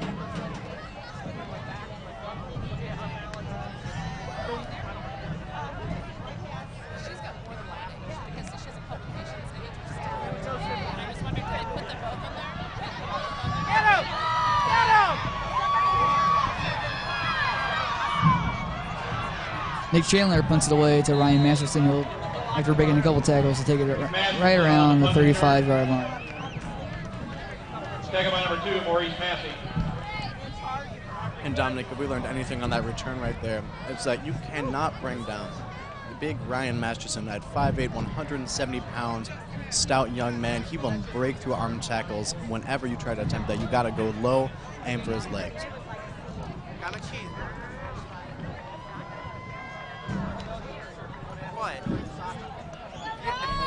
Huh? Masterson, as he said, hasn't just been predictive on offense, but also defense. He's been the most crucial player so far for the Patriots. Marion Stewart, the ball carrier. On 1st and 10, Stewart with the carry. Doesn't get much, right around 2 yards, and it's 2nd down. About 8 yards to go. After a real quick, great first drive, that was 2 plays and a Stewart touchdown. The Patriots have gone 6 straight drives without a score. 5 of them punts, and 1 of them was a fumble that the Knights recovered. Stewart, the ball carrier, taken down by number 33, Bryce McDaniel. Stewart again on the carry, and McDaniel again on the tackle. Now 3rd down. And 6 yards to go.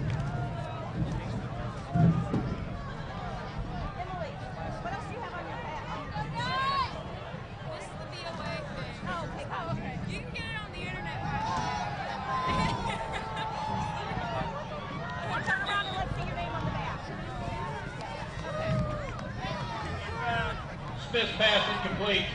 Number 44, Owen Berger.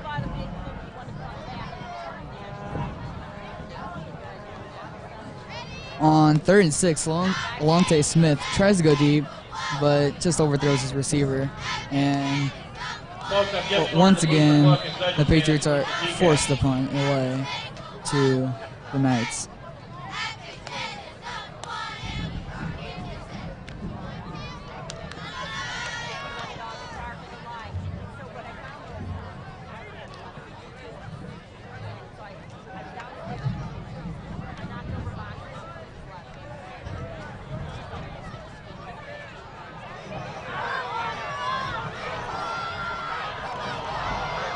Big return, finding room down the sideline there. It looks to be Ronald Woods. Return, and correcting myself, that is Lake Rashad Wilson. Making that punt return, finding space, getting to the edge on the outside, busting that one right down the sideline deep into Patriot territory. That looks like they will bring it back, though. It looks like a penalty call, maybe a block in the back or holding call on the Knights based on where the flag was thrown.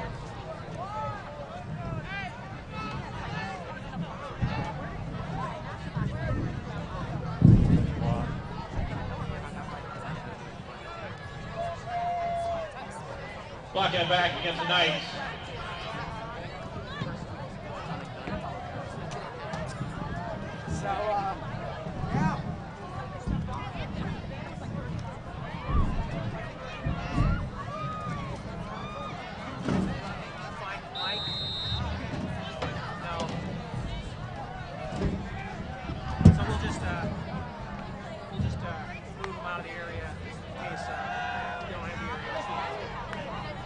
On 1st and 10, McDaniel once again finds Connor Gallagher out of the slot.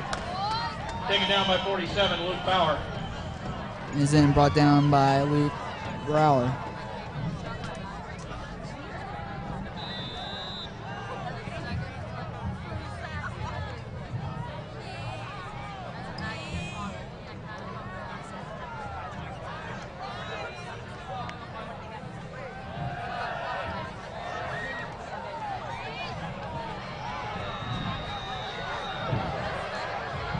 McDaniel pass complete. Number 2, Maurice Massey. McDaniel guns it to Maurice Massey, who gets just enough for the 1st down.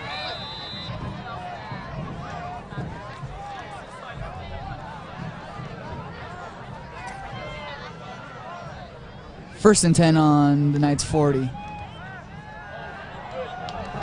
McDaniel goes deep to Maurice Massey, and he will bring it down. What a throw, and what a catch there from McDaniel and Maurice Massey. And that shows just what new head coach this year, Brett Bevel, has tried to instill in this offense. Some might describe it as a dink and dunk kind of scheme.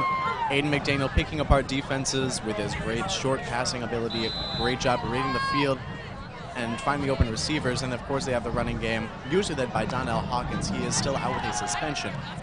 They turn to Teron Woods more in this game, and he's done a great job filling in that gap. He, his twin brother Ronald Woods and Malik Johnson all just playing the running back by committee role. But as soon as you fall asleep on that quarterback, Aiden McDaniel, he will throw that ball over your head right to Maurice Massey, one of the biggest players on the field. He stands at 6'4" and can easily outrun pretty much any defensive back in this Gateway Athletic Conference. Would not be surprised to see Maurice Massey play a big role here in this game and beyond as the Knights look to move forward in the playoffs as they do hold a 21-7 lead here with 5 minutes and 50 seconds remaining in the third quarter of this Class 5 District 2 first round playoff game.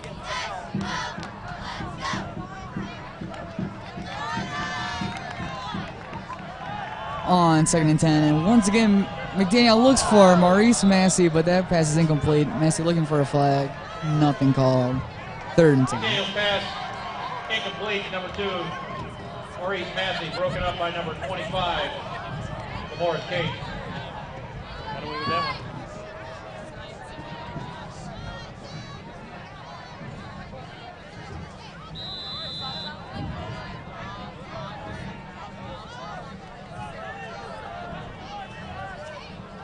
A 3rd down, would you go to Massey again even after incompletion? Dominic, I would easily go to Maurice Massey on any down in this offensive system. I might go to Malik Johnson.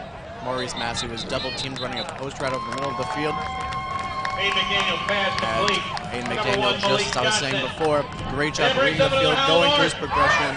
Malik Johnson wide open. Running a short out route there. Gets a few extra yards, and it's now a 1st and 10 from what looks like about the opposing 16-yard line.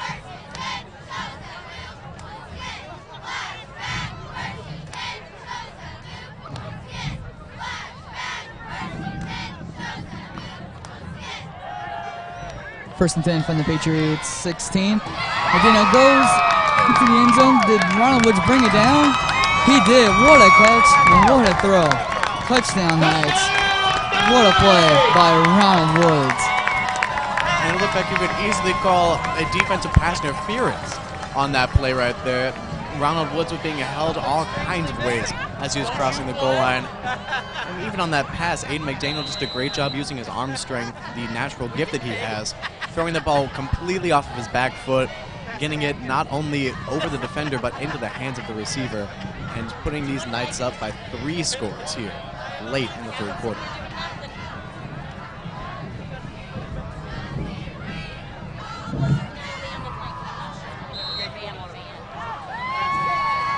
The extra point is wide, right? So the score will remain 27-7.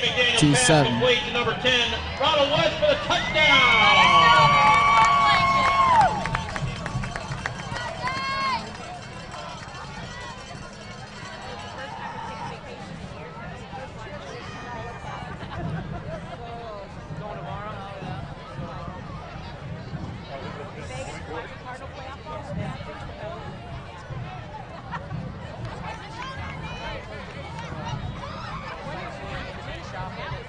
All right, cheerleaders on my count. Here we go. Ready?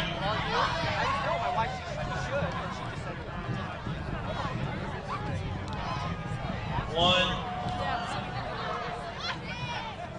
2. All right, start over. 1.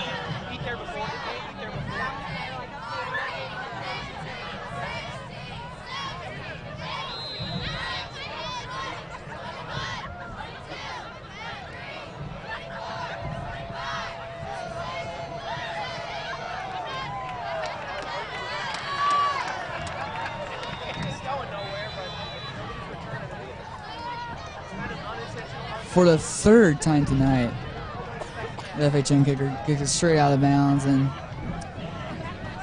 just don't understand what he's trying to get from squibbing it every single kickoff.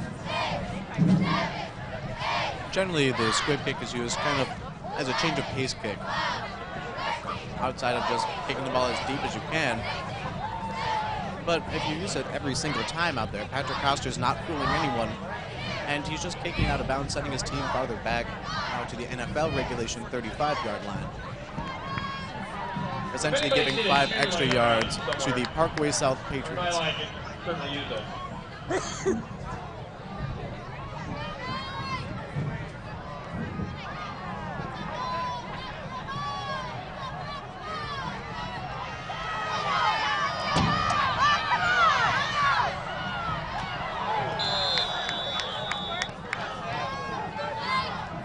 Doing different as the ball carrier.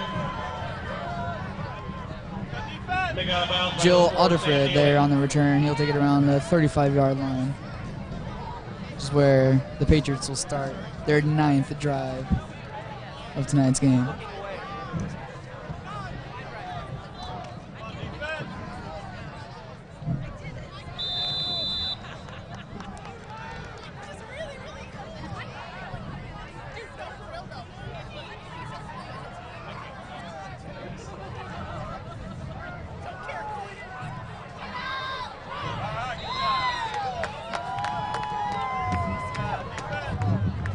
Smith, the ball carrier.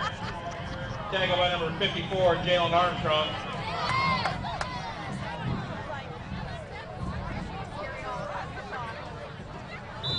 There, Smith there brought down in the backfield. Now 2nd down and 12 to go.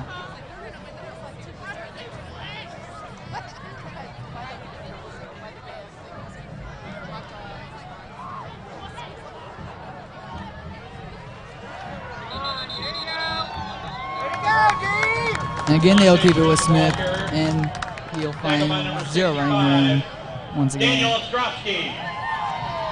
Daniel Ostrowski, 2nd tackle of the night. It is now 3rd down, about 13 yards to go.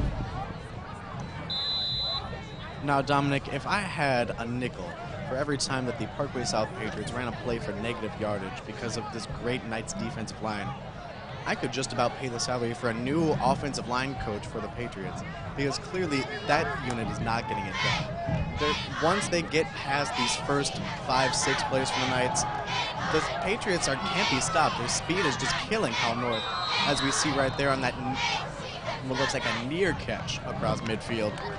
But it just starts with that offensive line, the front 5 for Parkway South, not getting it done, and that's really what's caused this 20-point discrepancy on the scoreboard.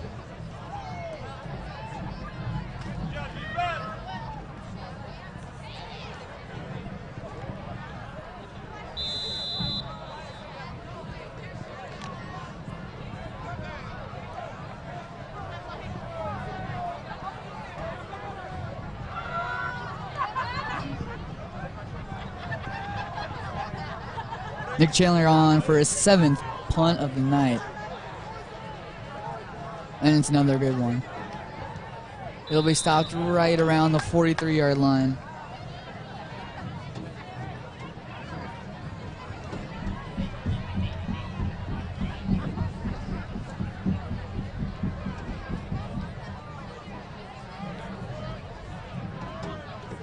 Have you picked out the music for next year's?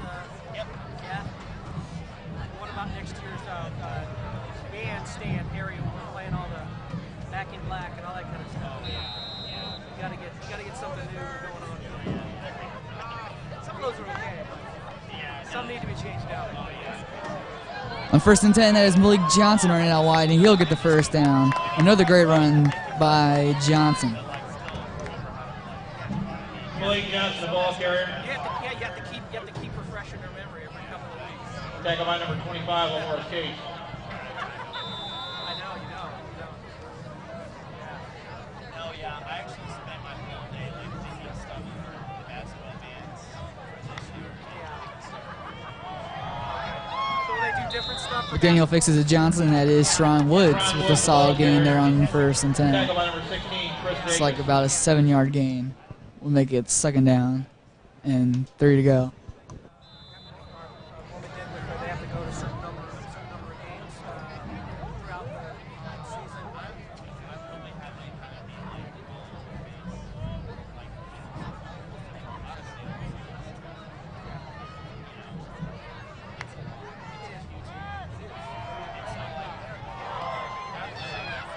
McDaniel rolls out right, but overthrows his wide open receiver Malik Johnson there. Incomplete.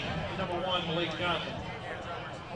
It looks like Johnson may have lost that one up there in the stadium lights, regardless of the cause of that incompletion. Brings up a 4th down. But if they were doing a sport or something else, and they were excused from that, My apologies, a 3rd down with what looks like 7 yards to go. McDaniel alone in the backfield with Massey alone to his left. McDaniel attempts a hard count, can't get anybody to jump off sides. Takes a few steps backwards, shifts in his boots. Looks like he's trying to communicate to the receivers, 4 of them to his right side. 3 seconds on the play clock, and he just does get the snap out in time. He's got Maurice Massey deep in double coverage. And Massey makes the catch. The number 2, Maurice Massey!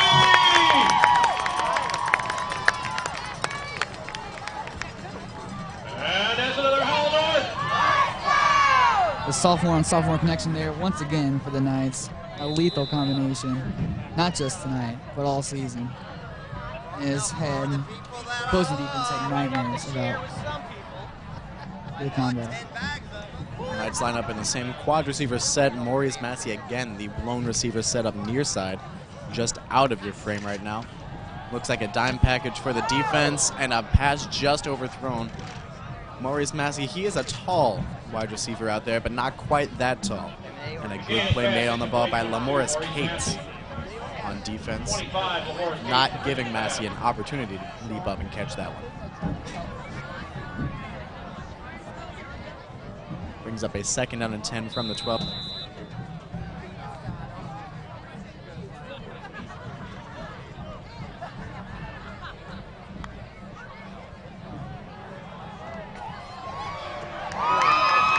On 2nd down, McDaniel finds Massey into the end zone for the 2nd time tonight.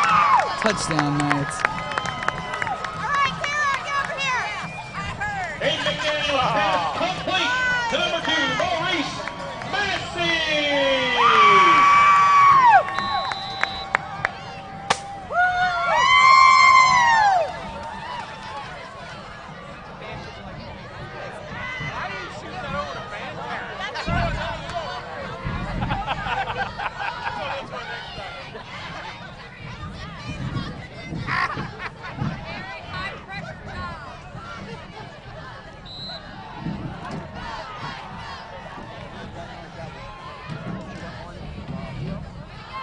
The extra point was blocked, and the score will be 33-7. We have 2 minutes and 8 seconds left here in the 3rd quarter.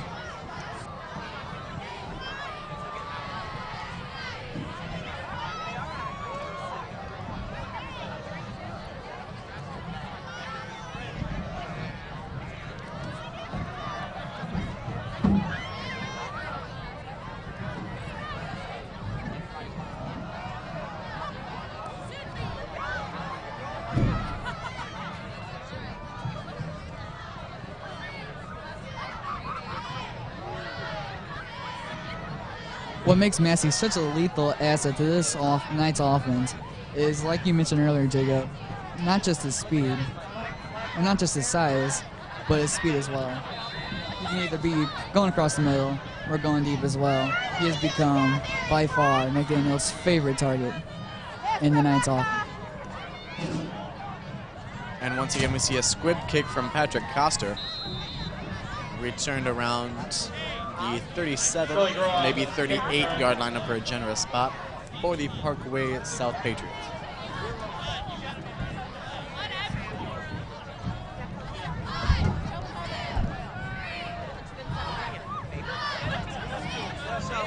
That's what I was Parkway South. Oh, yeah. They're like the 7th seed out of the 7th seed. Here's what happened. Years ago, the last 3 football games of the season. 1st and 10 in the pistol formation. That is Stewart with his another great on the night, but he runs it right into a brick wall, and it'll be 2nd down and around 8. To be fair, everybody should be in the playoffs. So this week is the 10th game of the season, which is the end of the round of playoff. Ladies and gentlemen, let's hear it for our cheerleaders at Night Line. And they play the first place, the seventh, second, and that's how it ended up. This game, you have a 10th game, you just don't know who it's going to be. Run stuffed in the backfield there by these Knights defensive ends. Like Francis Howell. Nick Chandler taken down the backfield by number 40, Joshua Simmons. West is 5-4, so Francis Howell seated higher than West, even though West beat them at the start. But if it came down to who played who, West would have won because it had. After a loss of about 2, it's 3rd down and 11 for the Patriots. Smith takes a snap. This pressure goes deep. And the pass intended for Billy Graw is incomplete. What a play there on defense by Connor Gallagher. And they are going to be forced to punt once again. And Connor Gallagher, they call him a Swiss Army player. Has so many tools he can use on offense and defense. Last season, up until the homecoming football game against the rivals House Central Spartans, Connor Gallagher was the starting quarterback of this team as a sophomore. He suffered an injury to his lower back, and Aiden McDaniel took over. Connor Gallagher seamlessly integrated over. He moved to the tight end and slot receiver positions. On defense, he's playing a free safety or a strong safety position. He bounces back and forth. Can even move up into the box and play linebacker. Connor Gallagher, just an incredible all-around athlete, and he just gives everything he has to the team. And one of the biggest aspects that these coaching staff love at Francis Howell North High School. Yeah, there's actually words for it. They used to have a mural. Well, so did Zimmerman, and we lost to them by 1, and we should have had it.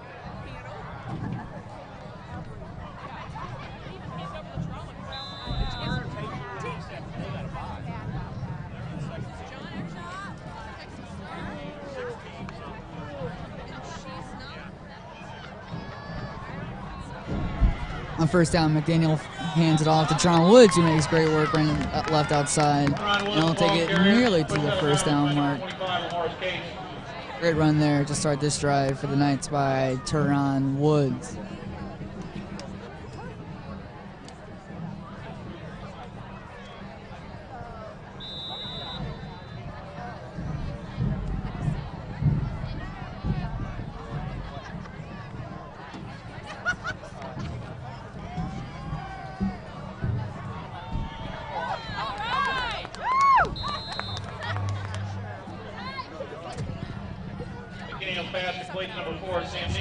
On 2nd and 1, the Knights go in the air, and they get a completion to Malik Johnson, but he will not get the 1st down. It's 3rd down and 1 still, here as the time expires in the 3rd quarter.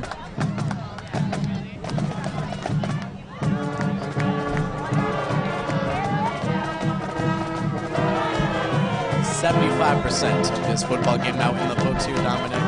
Howell North Knights leading on their home field 33-7 in this, again, Class 5 District 2 first round playoff game, as well as the first home game that the Knights have played in the playoffs since 2006. This season, of course, they finished with a 5-4 record, 5 wins, 4 losses. Their best record since the 2006 season, in which they finished with 6 wins and 4 losses. These Knights just unifying under Coach Brett Bevel, who's still in his first season at Howell North. It feels like he's been here years with the way that he's been able to manage this team, especially this offense. Just, they've become so great at scoring at will, getting their skill position players out in space, and just moving the ball all the way down the field seemingly every time that they get the football. And of course, the defense has remained aggressive under the continual guidance of Coach Ryan Darks. These Knights are going to be a force to be reckoned with if they can get both everybody healthy and they can start playing like a team as they're showing here tonight against these Parkway South Patriots.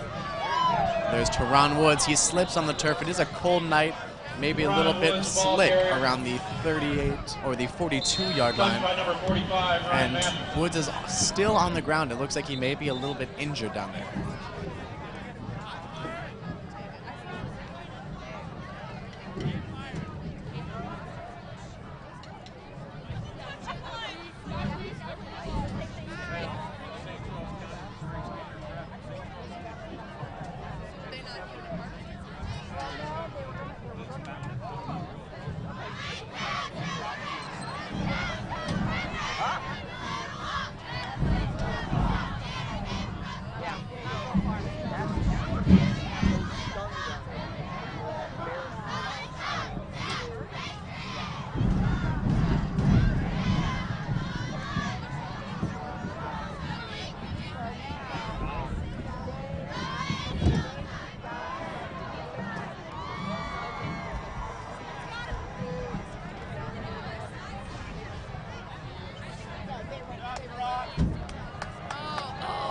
Good sign for the Knights as Tron Woods was able to walk off on his own power.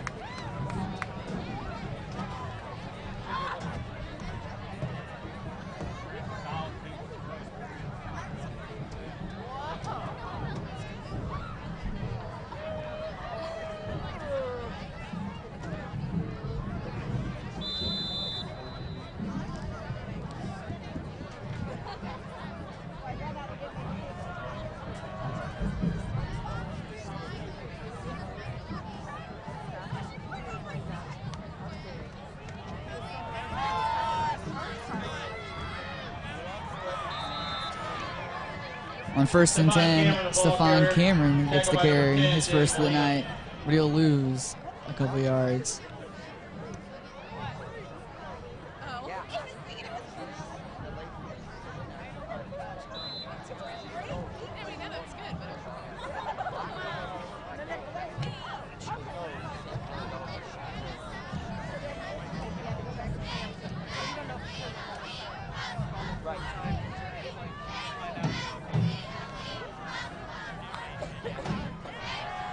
Aiden McDaniel, 3-step drop, throws it down the sidelines for Ronald Woods, and it goes between his hands. Couldn't quite make the catch as he had to come back on it. 3 defenders in the area. And that sets up a 3rd and very long here for the Knights.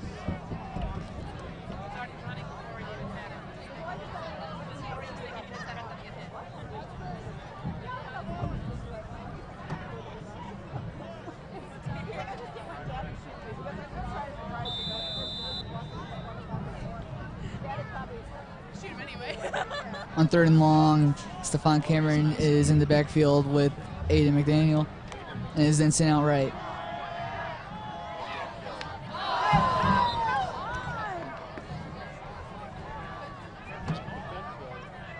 McDaniel's pass incomplete to number 10, Ronald Woods.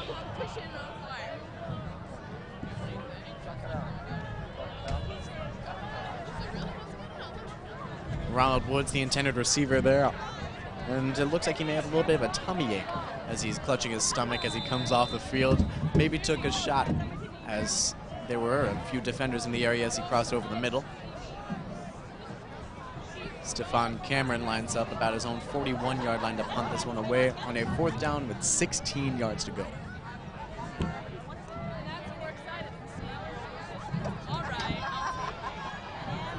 Masterson takes it from the 20 and he will evade a tackle and he'll take it to the Knights' 37-yard line. What a return there by do-it-all Ryan Masterson. And just like I said last time Masterson got a return on there, you just can't bring him down with arm tackles. Ryan Masterson, similar to a player like Donnell Hawkins for the Howell North Knights, just runs right through anyone who's going high trying to tackle him.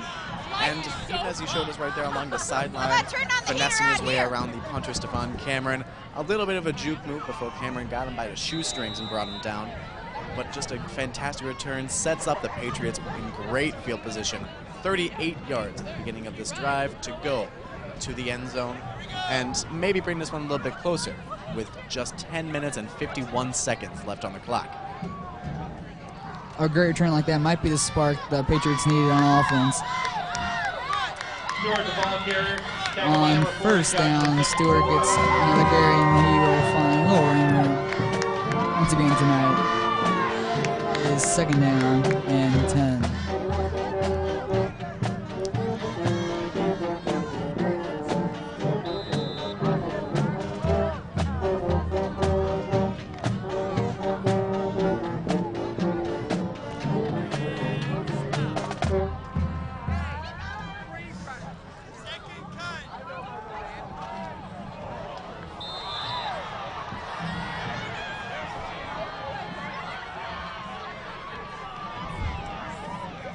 Chandler's pass incomplete. Number 18, Alvin. Alante Smith broken up by number 21, Ron Wood. Second down pass there by Smith was nearly picked off by Teron Woods, who is back after looks like a leg injury. Good sign for the night.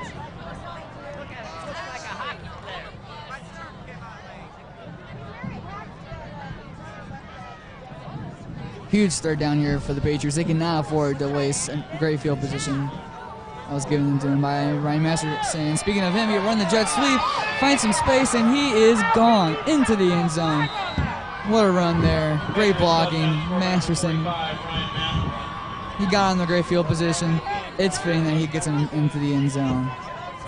Huge score there for the Patriots. Try to get something going on offense.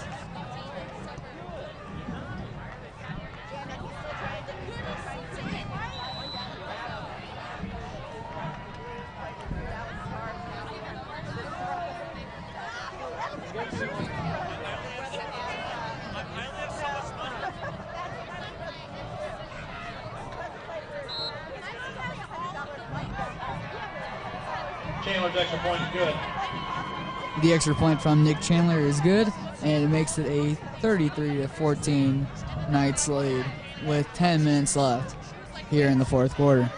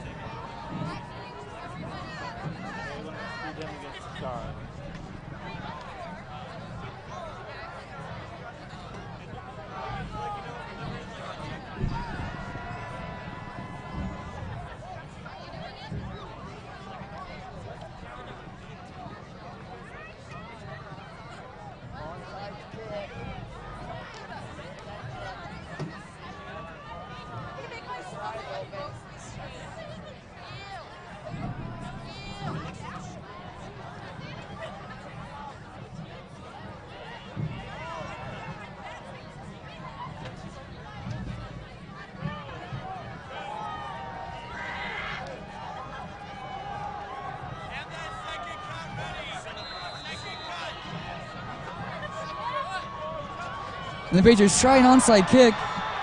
Let's see. And it looks like the Patriots might have recovered. What a gutsy call there by the Patriots, but it looks like it worked. Onside kick recovered by the Patriots. Number 63, Cam McCarthy.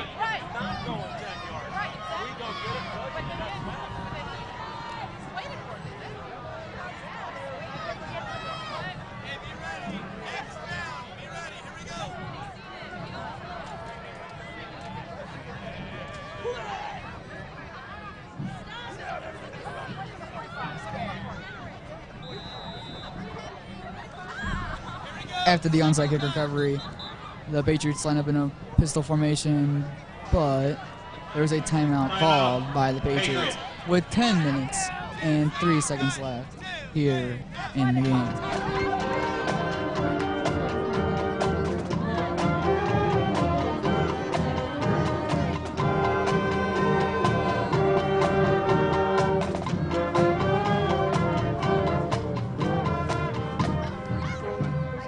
All right, Jacob, as we are at this little stoppage of play, what has stood out to you so far tonight?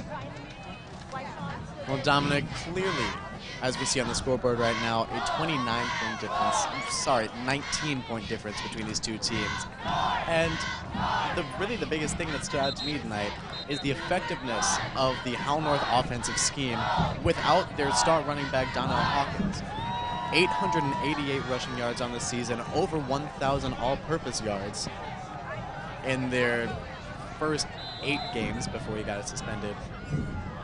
Donnell Hawkins really just did it all. He scored 16 touchdowns over the course of the season, just by himself between rushing and receiving. And really, it's that spark that the Knights are missing tonight, that they're just playing around. They've got guys, Teron Woods, Ronald Woods, Malik Johnson, Lake Rashad Wilson, just running around wild in the backfield because of that strong presence of the offensive line that they have, just manhandling the defense of Parkway South right now. Of course, Parkway South just nearly getting a shot down the field inside the 10-yard line.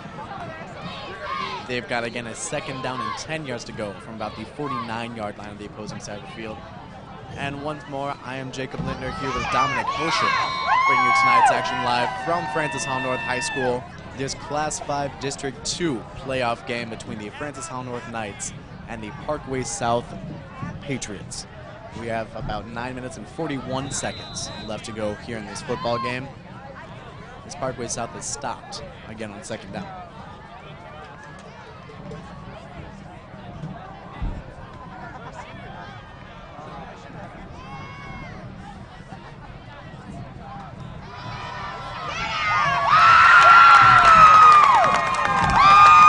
On 3rd and 10, Smith is brought down in the backfield. And that is a sack for Ronald Woods. Huge play there on defense by Woods.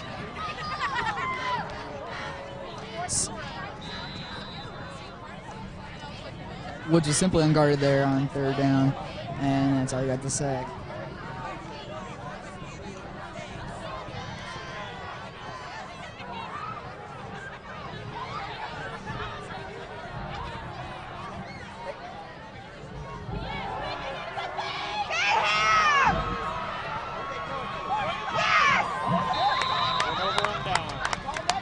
Patriots try a fake. I mean, why not after an onside kick? And they go straight to Ryan Masterson. But this time they are just a couple yards short of that 1st down. And the Knights will take possession on their own 42-yard line with 8 minutes, 34 seconds left here in the 4th quarter. Hey, that brings up 1st down for the Knights.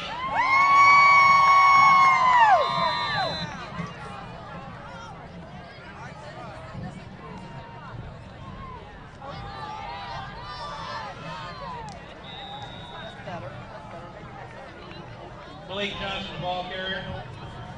Tackled by number 26, Tyler Osby. Malik Johnson there with the carry will get about 1 yard. And it's a little bit shaken up, and he's heading off to the sideline. That is an injury this Knights offense cannot afford.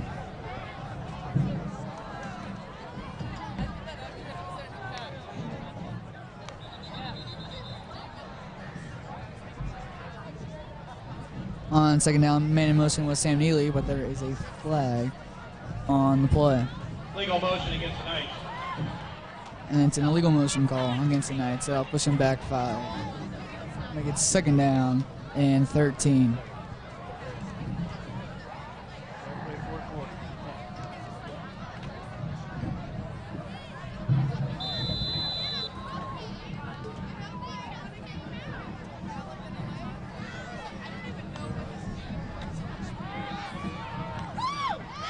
As the Patriots line up in zone coverage, that is once again Maurice Massey with the 1st down reception. He has been simply unstoppable tonight, as he is most nights. This night's offense.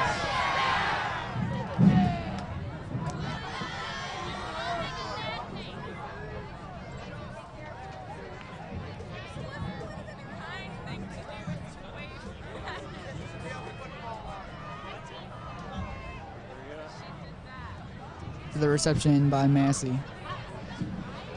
The Knights are on the Patriots' 43-yard line. They'll hand it off to Teron Woods. Couldn't outright. We'll get about 4 yards.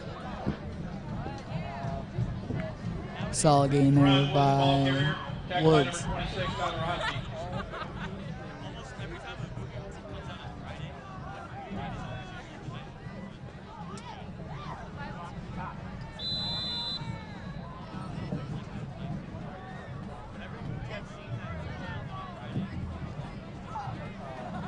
Knights look to be lining up here in the pistol again. Teron Woods offset to Aiden McDaniel's left.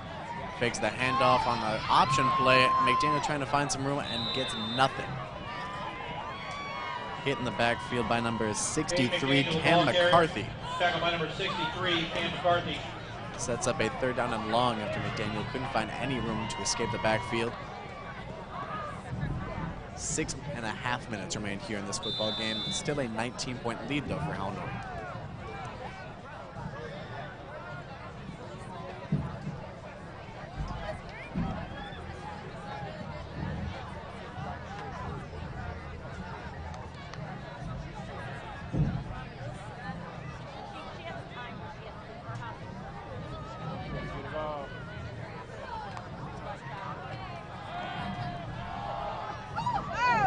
On 3rd and 13, McDaniel goes into double coverage looking for Maurice Massey, but that time it was incomplete. 4th and 13, Stefan Cameron on to punt.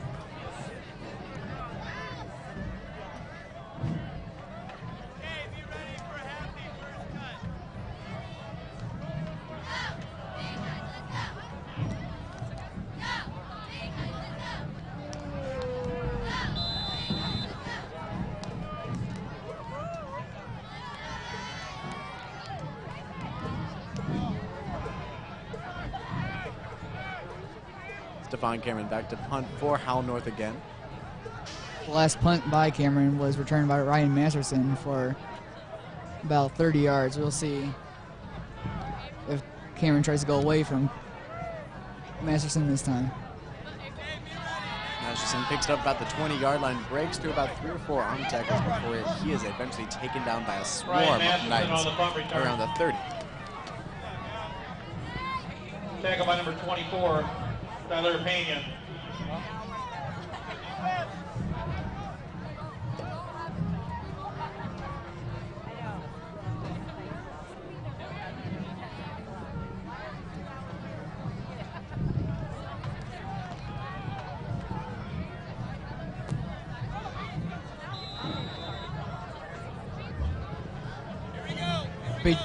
The Patriots will begin their 12th drive of the night on their own 30 with a handoff to Stewart, and it's a solid gain there for about 6 yards. Aaron Stewart, the ball carrier, penalty flag on the field. There's a flag on the play.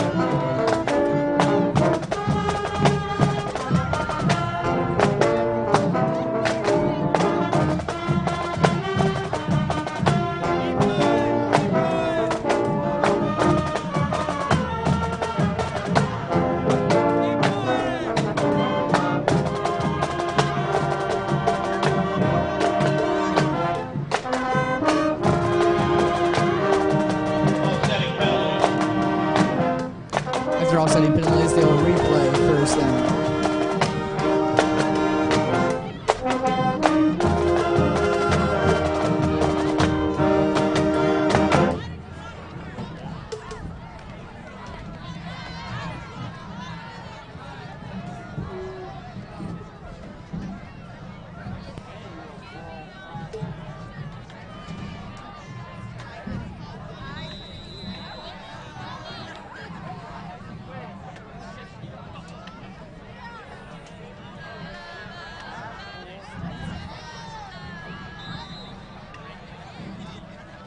On 1st and 10, the Patriots run an option right, and then it was pitched to Stewart for about a 1-yard gain with 5 minutes, 20 seconds left here in the 4th.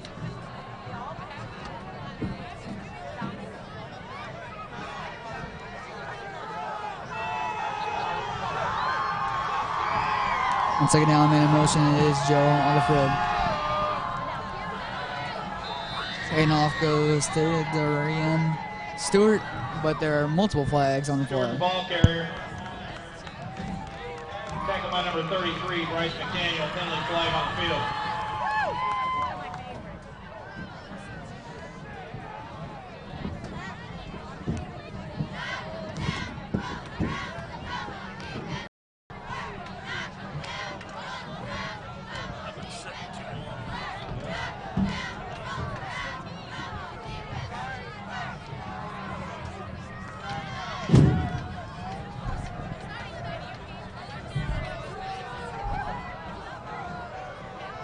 The flag was against the Patriots, and it was an illegal shift.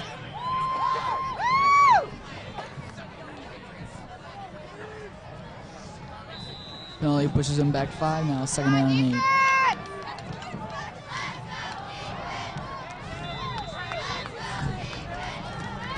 Darian Stewart's ball carrier. Tackled by the Big O, Daniel Ostrowski. Stewart finds little room to run there, and will get about 1 yard.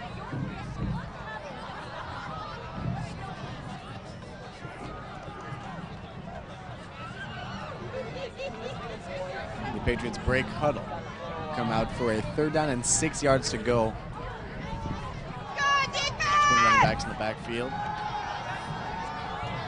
Pass down the sideline, a little bit of a push off on the offense, and he drops the ball anyway. That's number 10, David Molina. Gets away with a little bit of offensive pass interference. It looks pretty clear to me from the box, but then again, I am 90 to 100 yards away from the action. Still a 4th down and 6 yards to go for the Parkway South Patriots.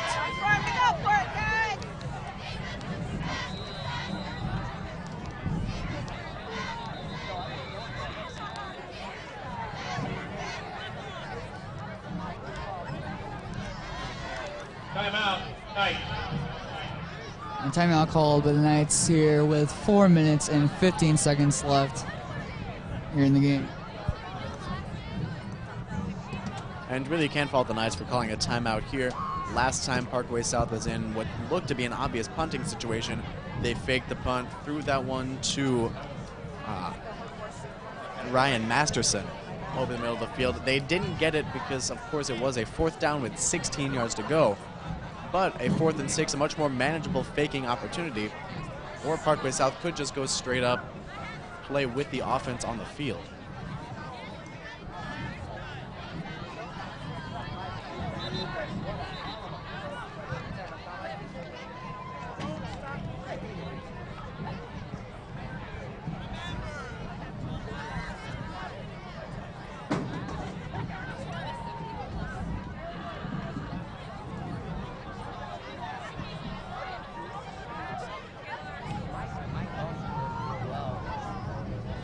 On 4th and 6, while the Patriots line up for a punt, the Knights are playing it safe and expecting an first.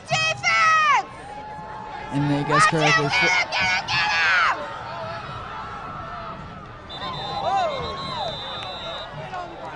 That was Nick Chandler that ran out left. Did not get enough for the 1st down, but there was a flag on the play right after he went out.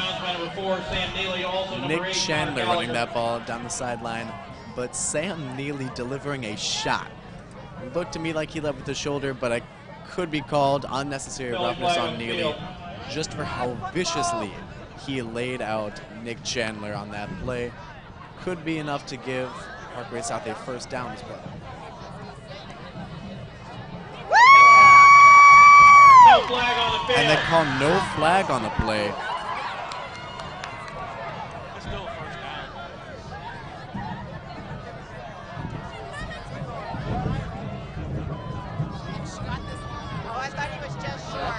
I thought he was short.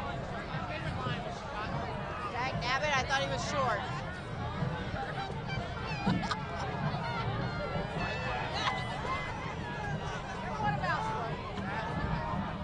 Come on, defense!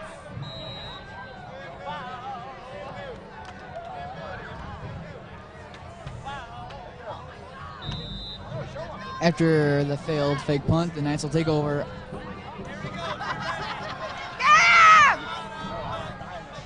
Woo!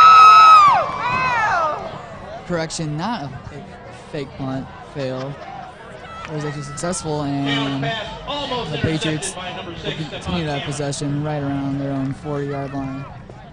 Pass from Chandler, incomplete.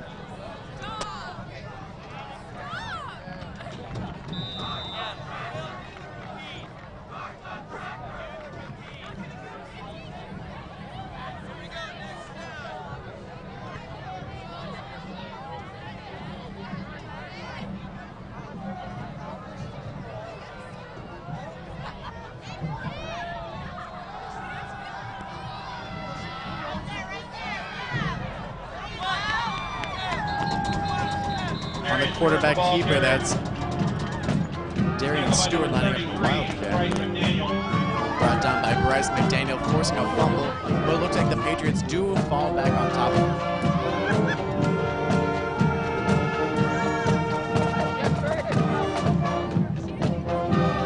Timeout, Patriots. Timeout called by the Patriots with 3 minutes and 49 seconds left.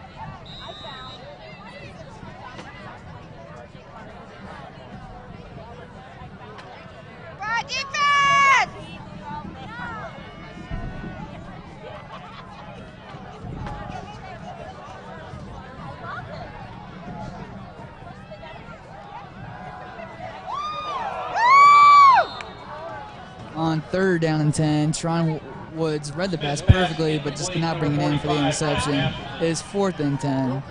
We'll see if they try another fake punt, or they just keep the offense on the field again.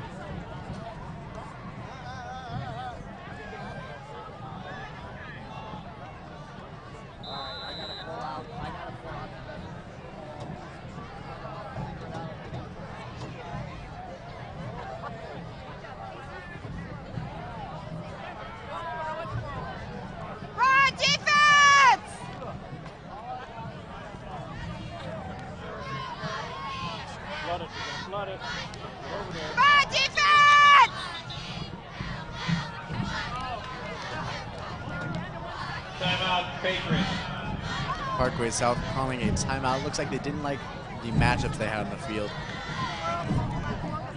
With 3 minutes and 46 seconds, the Patriots face a crucial 4th down and 10 just to give them any semblance of hope in this game, as they still trail by 19 points, 33-14.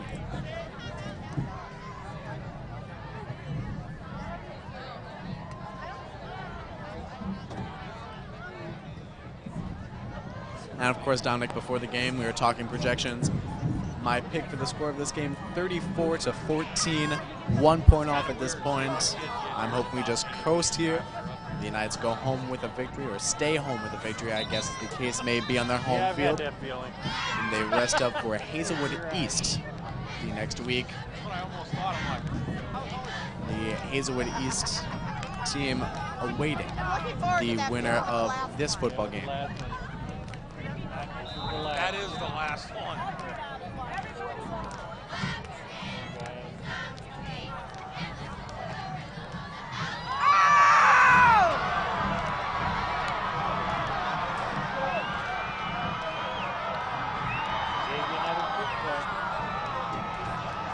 What a play there by the Patriots. Wow. That was number 63, Cam McCarthy, who is mainly a defensive player, also an offensive lineman. Somehow got down the field, turned on the Jets, and coasted into the end zone. What a perfect executed play there by the Patriots. Completely stuns the Knights crowd. And Dominic, you nailed it right on the head. I am stunned. I don't know what I just saw there. It looks like one receiver had the ball, then all of a sudden I see Cam McCarthy 20 yards down the field. I thought he was a defensive lineman. And here he is scoring touchdowns. That one going just about 60 yards on the reception. Lining up for the extra point. Kick is up and well good. Through the uprights, 33-22. Extra point is good.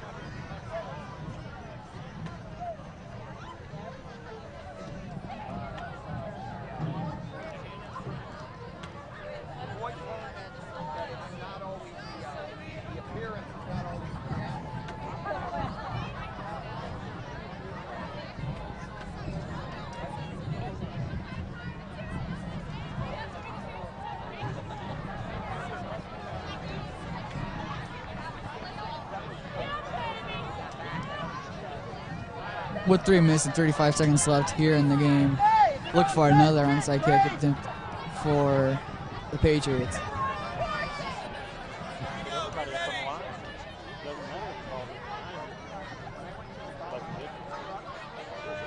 Who else would attempt this onside kick than Cam McCarthy, who just got the touchdown?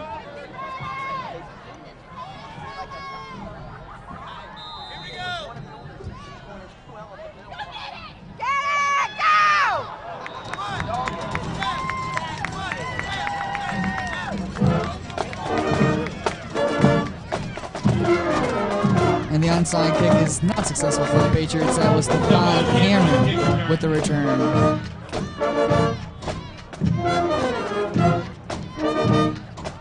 With just 3 minutes and 34 seconds left in the game, look for the Knights. Just try to run out the clock here.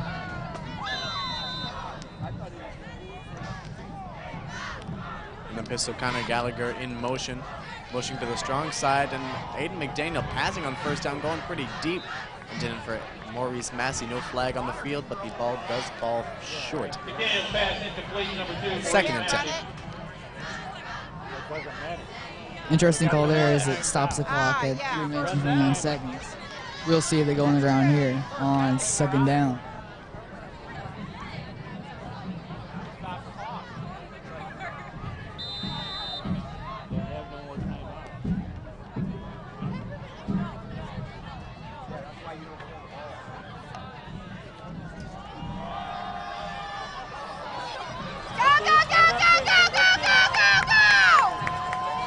On second down, Teron Woods takes out left, and with a great run, juking defenders and breaking tackles, he'll take it to right around the 34-yard line.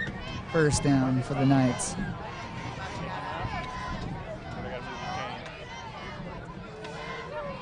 That brings up another Howell North.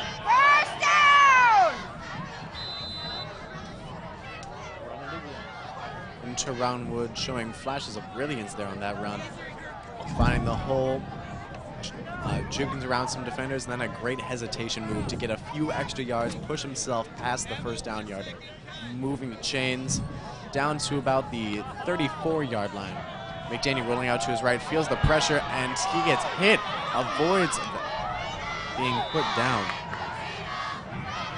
And he loses fewer yards than he would have if he would have gone down that first hit. Ron was the ball carrier, tackled by number 26, Tyler Ozzie.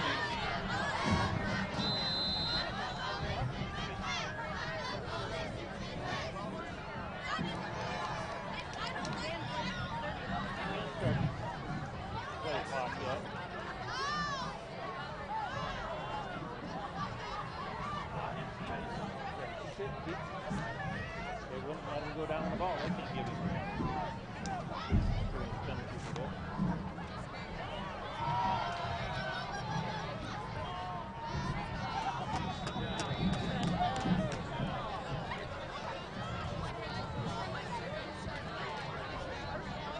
Sam Neely taking the carry there right up the middle.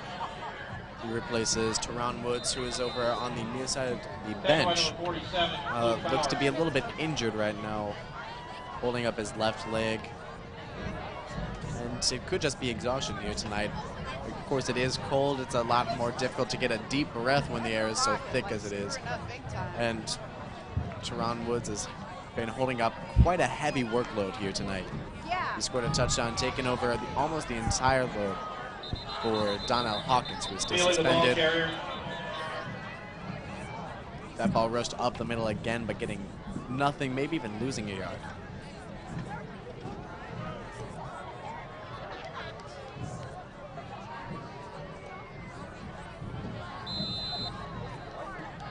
As the time dwindles down here in the fourth quarter, it has been a great all-around showing by the Francis Howell North Knights, but mainly let's focus on offense. They have distributed the ball all over. One drive it's Maurice Massey, one drive it's Connor Gallagher, and one drive it's Sean Woods. They've done a fantastic job getting the ball all around the offense, and that is what's made them so unstoppable tonight. As McDaniel goes for Connor Gallagher on 4th down and 6, but the pass is incomplete. With 46 seconds left here in the game, the Patriots will take possession right around the 30-yard line. And that failed 4th down conversion could just be a moot point here to finish off this game. Just 46 seconds, as you said, Dominic. And this one is all but over. The Howell North Knights moving to 6 wins and 4 losses on the season. I'm sure if you have food, They now cannot finish with less than a winning record. This, again, is the first time since 2006. It has been 10 years since these Knights have finished a season with more wins than losses. And they go on to play the Hazelwood East next week at Hazelwood East High School.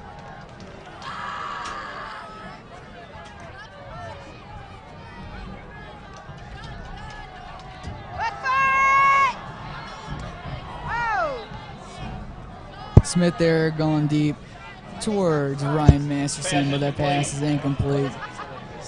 Just 40 seconds left on the clock now.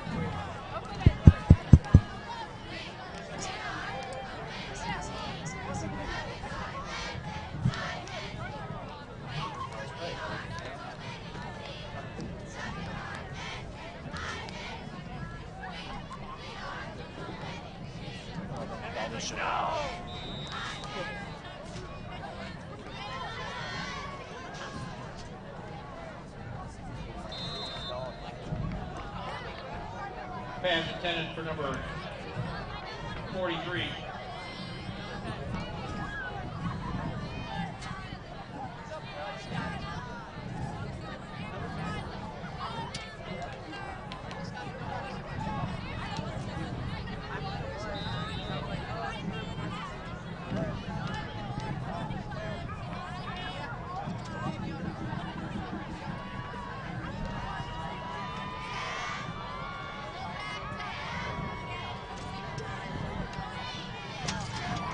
Quarterback Alante Smith looking out for anybody. He is sacked. The ball squirts out, but it looks like the quarterback was already on the ground before the bump was called for.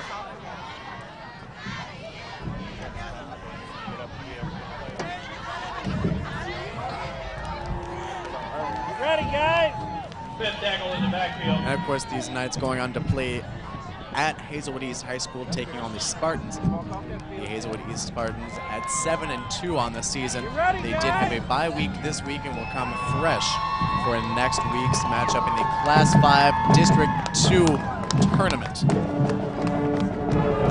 One quick note about those Hazelwood East Spartans, though. While they are 7 wins and 2 losses, they have only played one team with a winning record on the season. They, of course, did defeat the Hazelwood Central Hawks, but Hazelwood East, not a very tough schedule, allowing them to finish with 7 wins and 2 losses. Could be an opportunity for the Knights to maybe pull an upset in the second round of this tournament. If they are going to pull that upset, they're going to have to keep the air game going, just like tonight. Aiden McDaniel was fantastic and all of his targets were playing well. Tron Woods, Malik Johnson, Maurice Massey, list goes on and on. It was a great showing by the Knights offense. We'll see if they can keep it going in a tough matchup against Hazelwood East next week in the second round of the playoffs. And of course, all the congratulations to the Parkway South Patriots, finishing this season with 2 wins and 8 losses after this game. Ladies and gentlemen, let's hear it for Of course, both played teams. just as hard as they could have here tonight, falling 33-21 to the home team, Howell North Knights.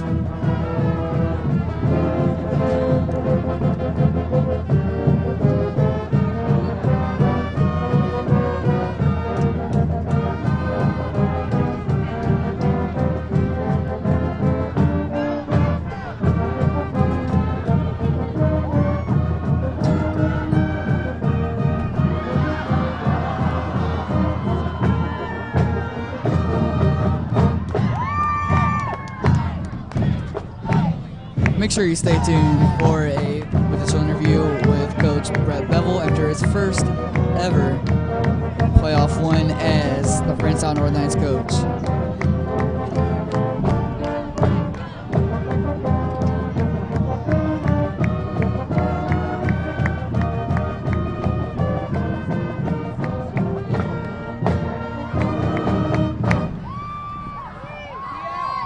Ladies and gentlemen, with the Knights' victory, they play Saturday afternoon at Hazelwood East at 1 p.m.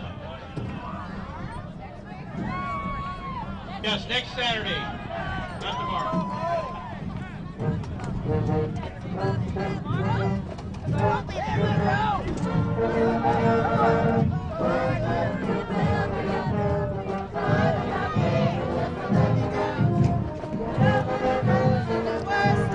Hey, your curfew's 10 o'clock.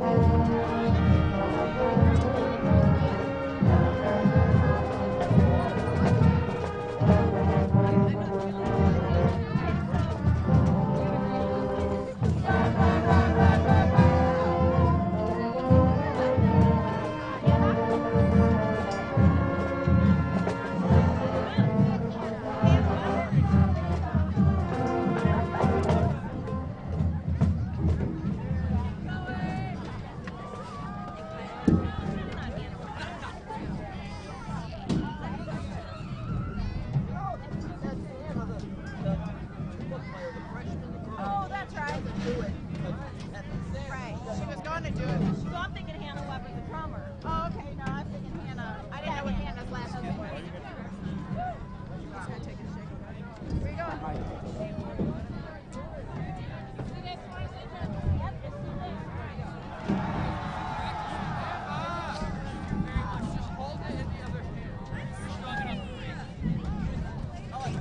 We're up here next to the walkway.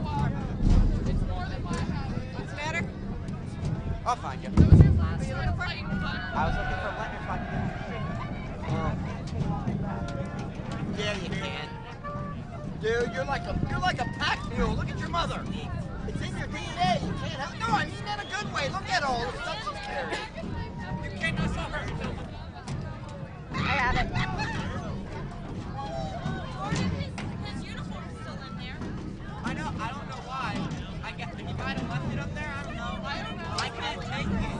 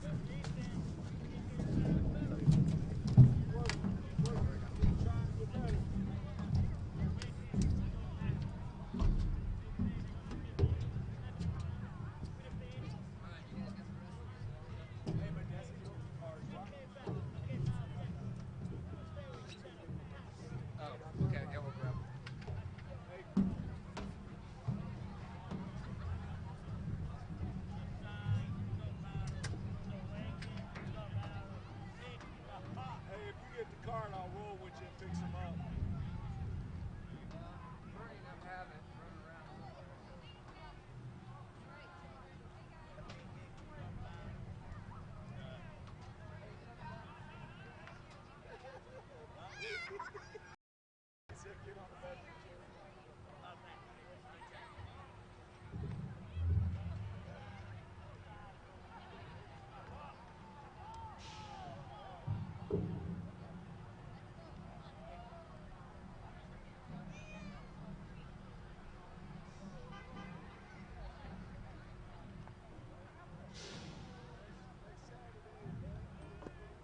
All right, hi folks. Once again, I'm Jacob Lintner here with the head coach of the Howell North Knights football team, Brett Bevel.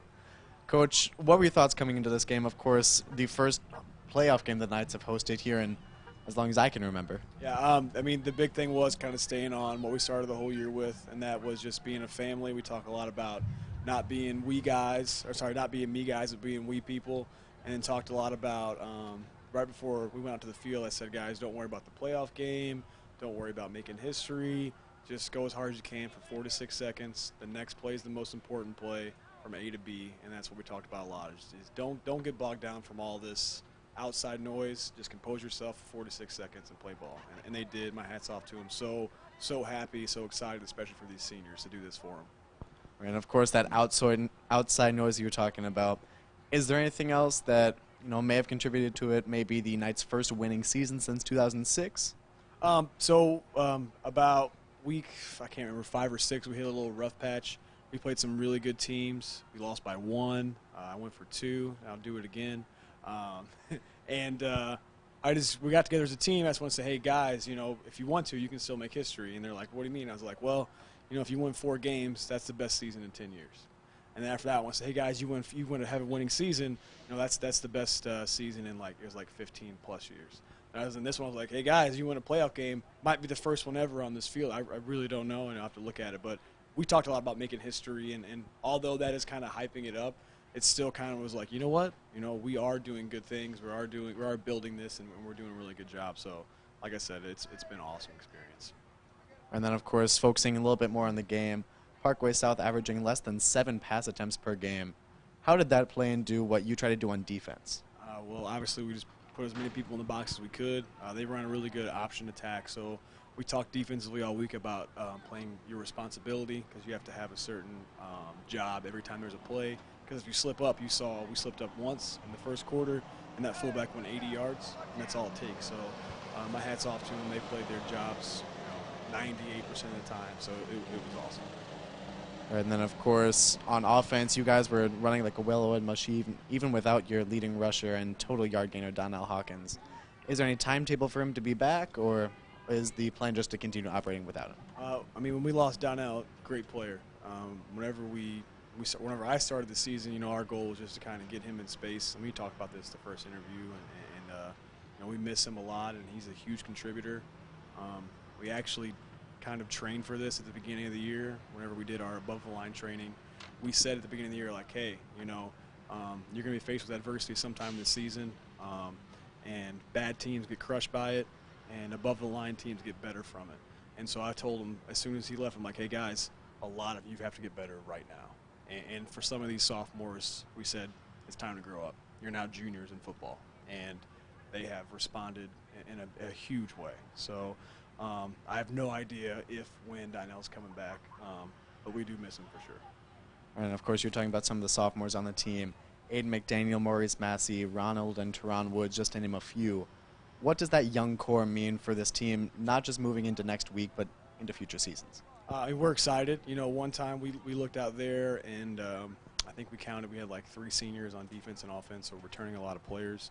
That makes us ecstatic as coaches. That also makes me a little nervous to make sure that, yeah, we are having a lot of success right now. I want to make sure these guys stay hungry. That's something we'll talk about more in the offseason about, okay, you made some history this year. That's not enough. This is more off-season stuff. But, yeah, very excited that those guys are coming together, and they've grown up a ton. In every game, there's a few times I'm telling the coaches, like, hey, you see that? And we're like, yeah, he's grown up right in front of our eyes. I'm like, I know, man. It's awesome. So I'm sorry I say awesome a lot, but I'm very excited right now, and cool. So. And, of course, winning the first playoff game on this field, Has to feel pretty awesome, as you would say. And, you know, season's not over yet, talking about the off season. What is your first reaction to the Hazelwood East Spartans that you're playing next Saturday? As everybody, we take every team very serious. We try to put a game plan that's going to put our kids in the best position. The coaches will be here tomorrow morning at about 8 to start breaking down film. We'll try to, as we do with every team, go through, you know, what can we do on offense, what can we do on defense. But the biggest thing I always want to concentrate on is what we do, not so much what they do. But as long as we play well and we compose ourselves and we hold all of our culture and our standards we have for the whole year, then I always say we can compete with anybody.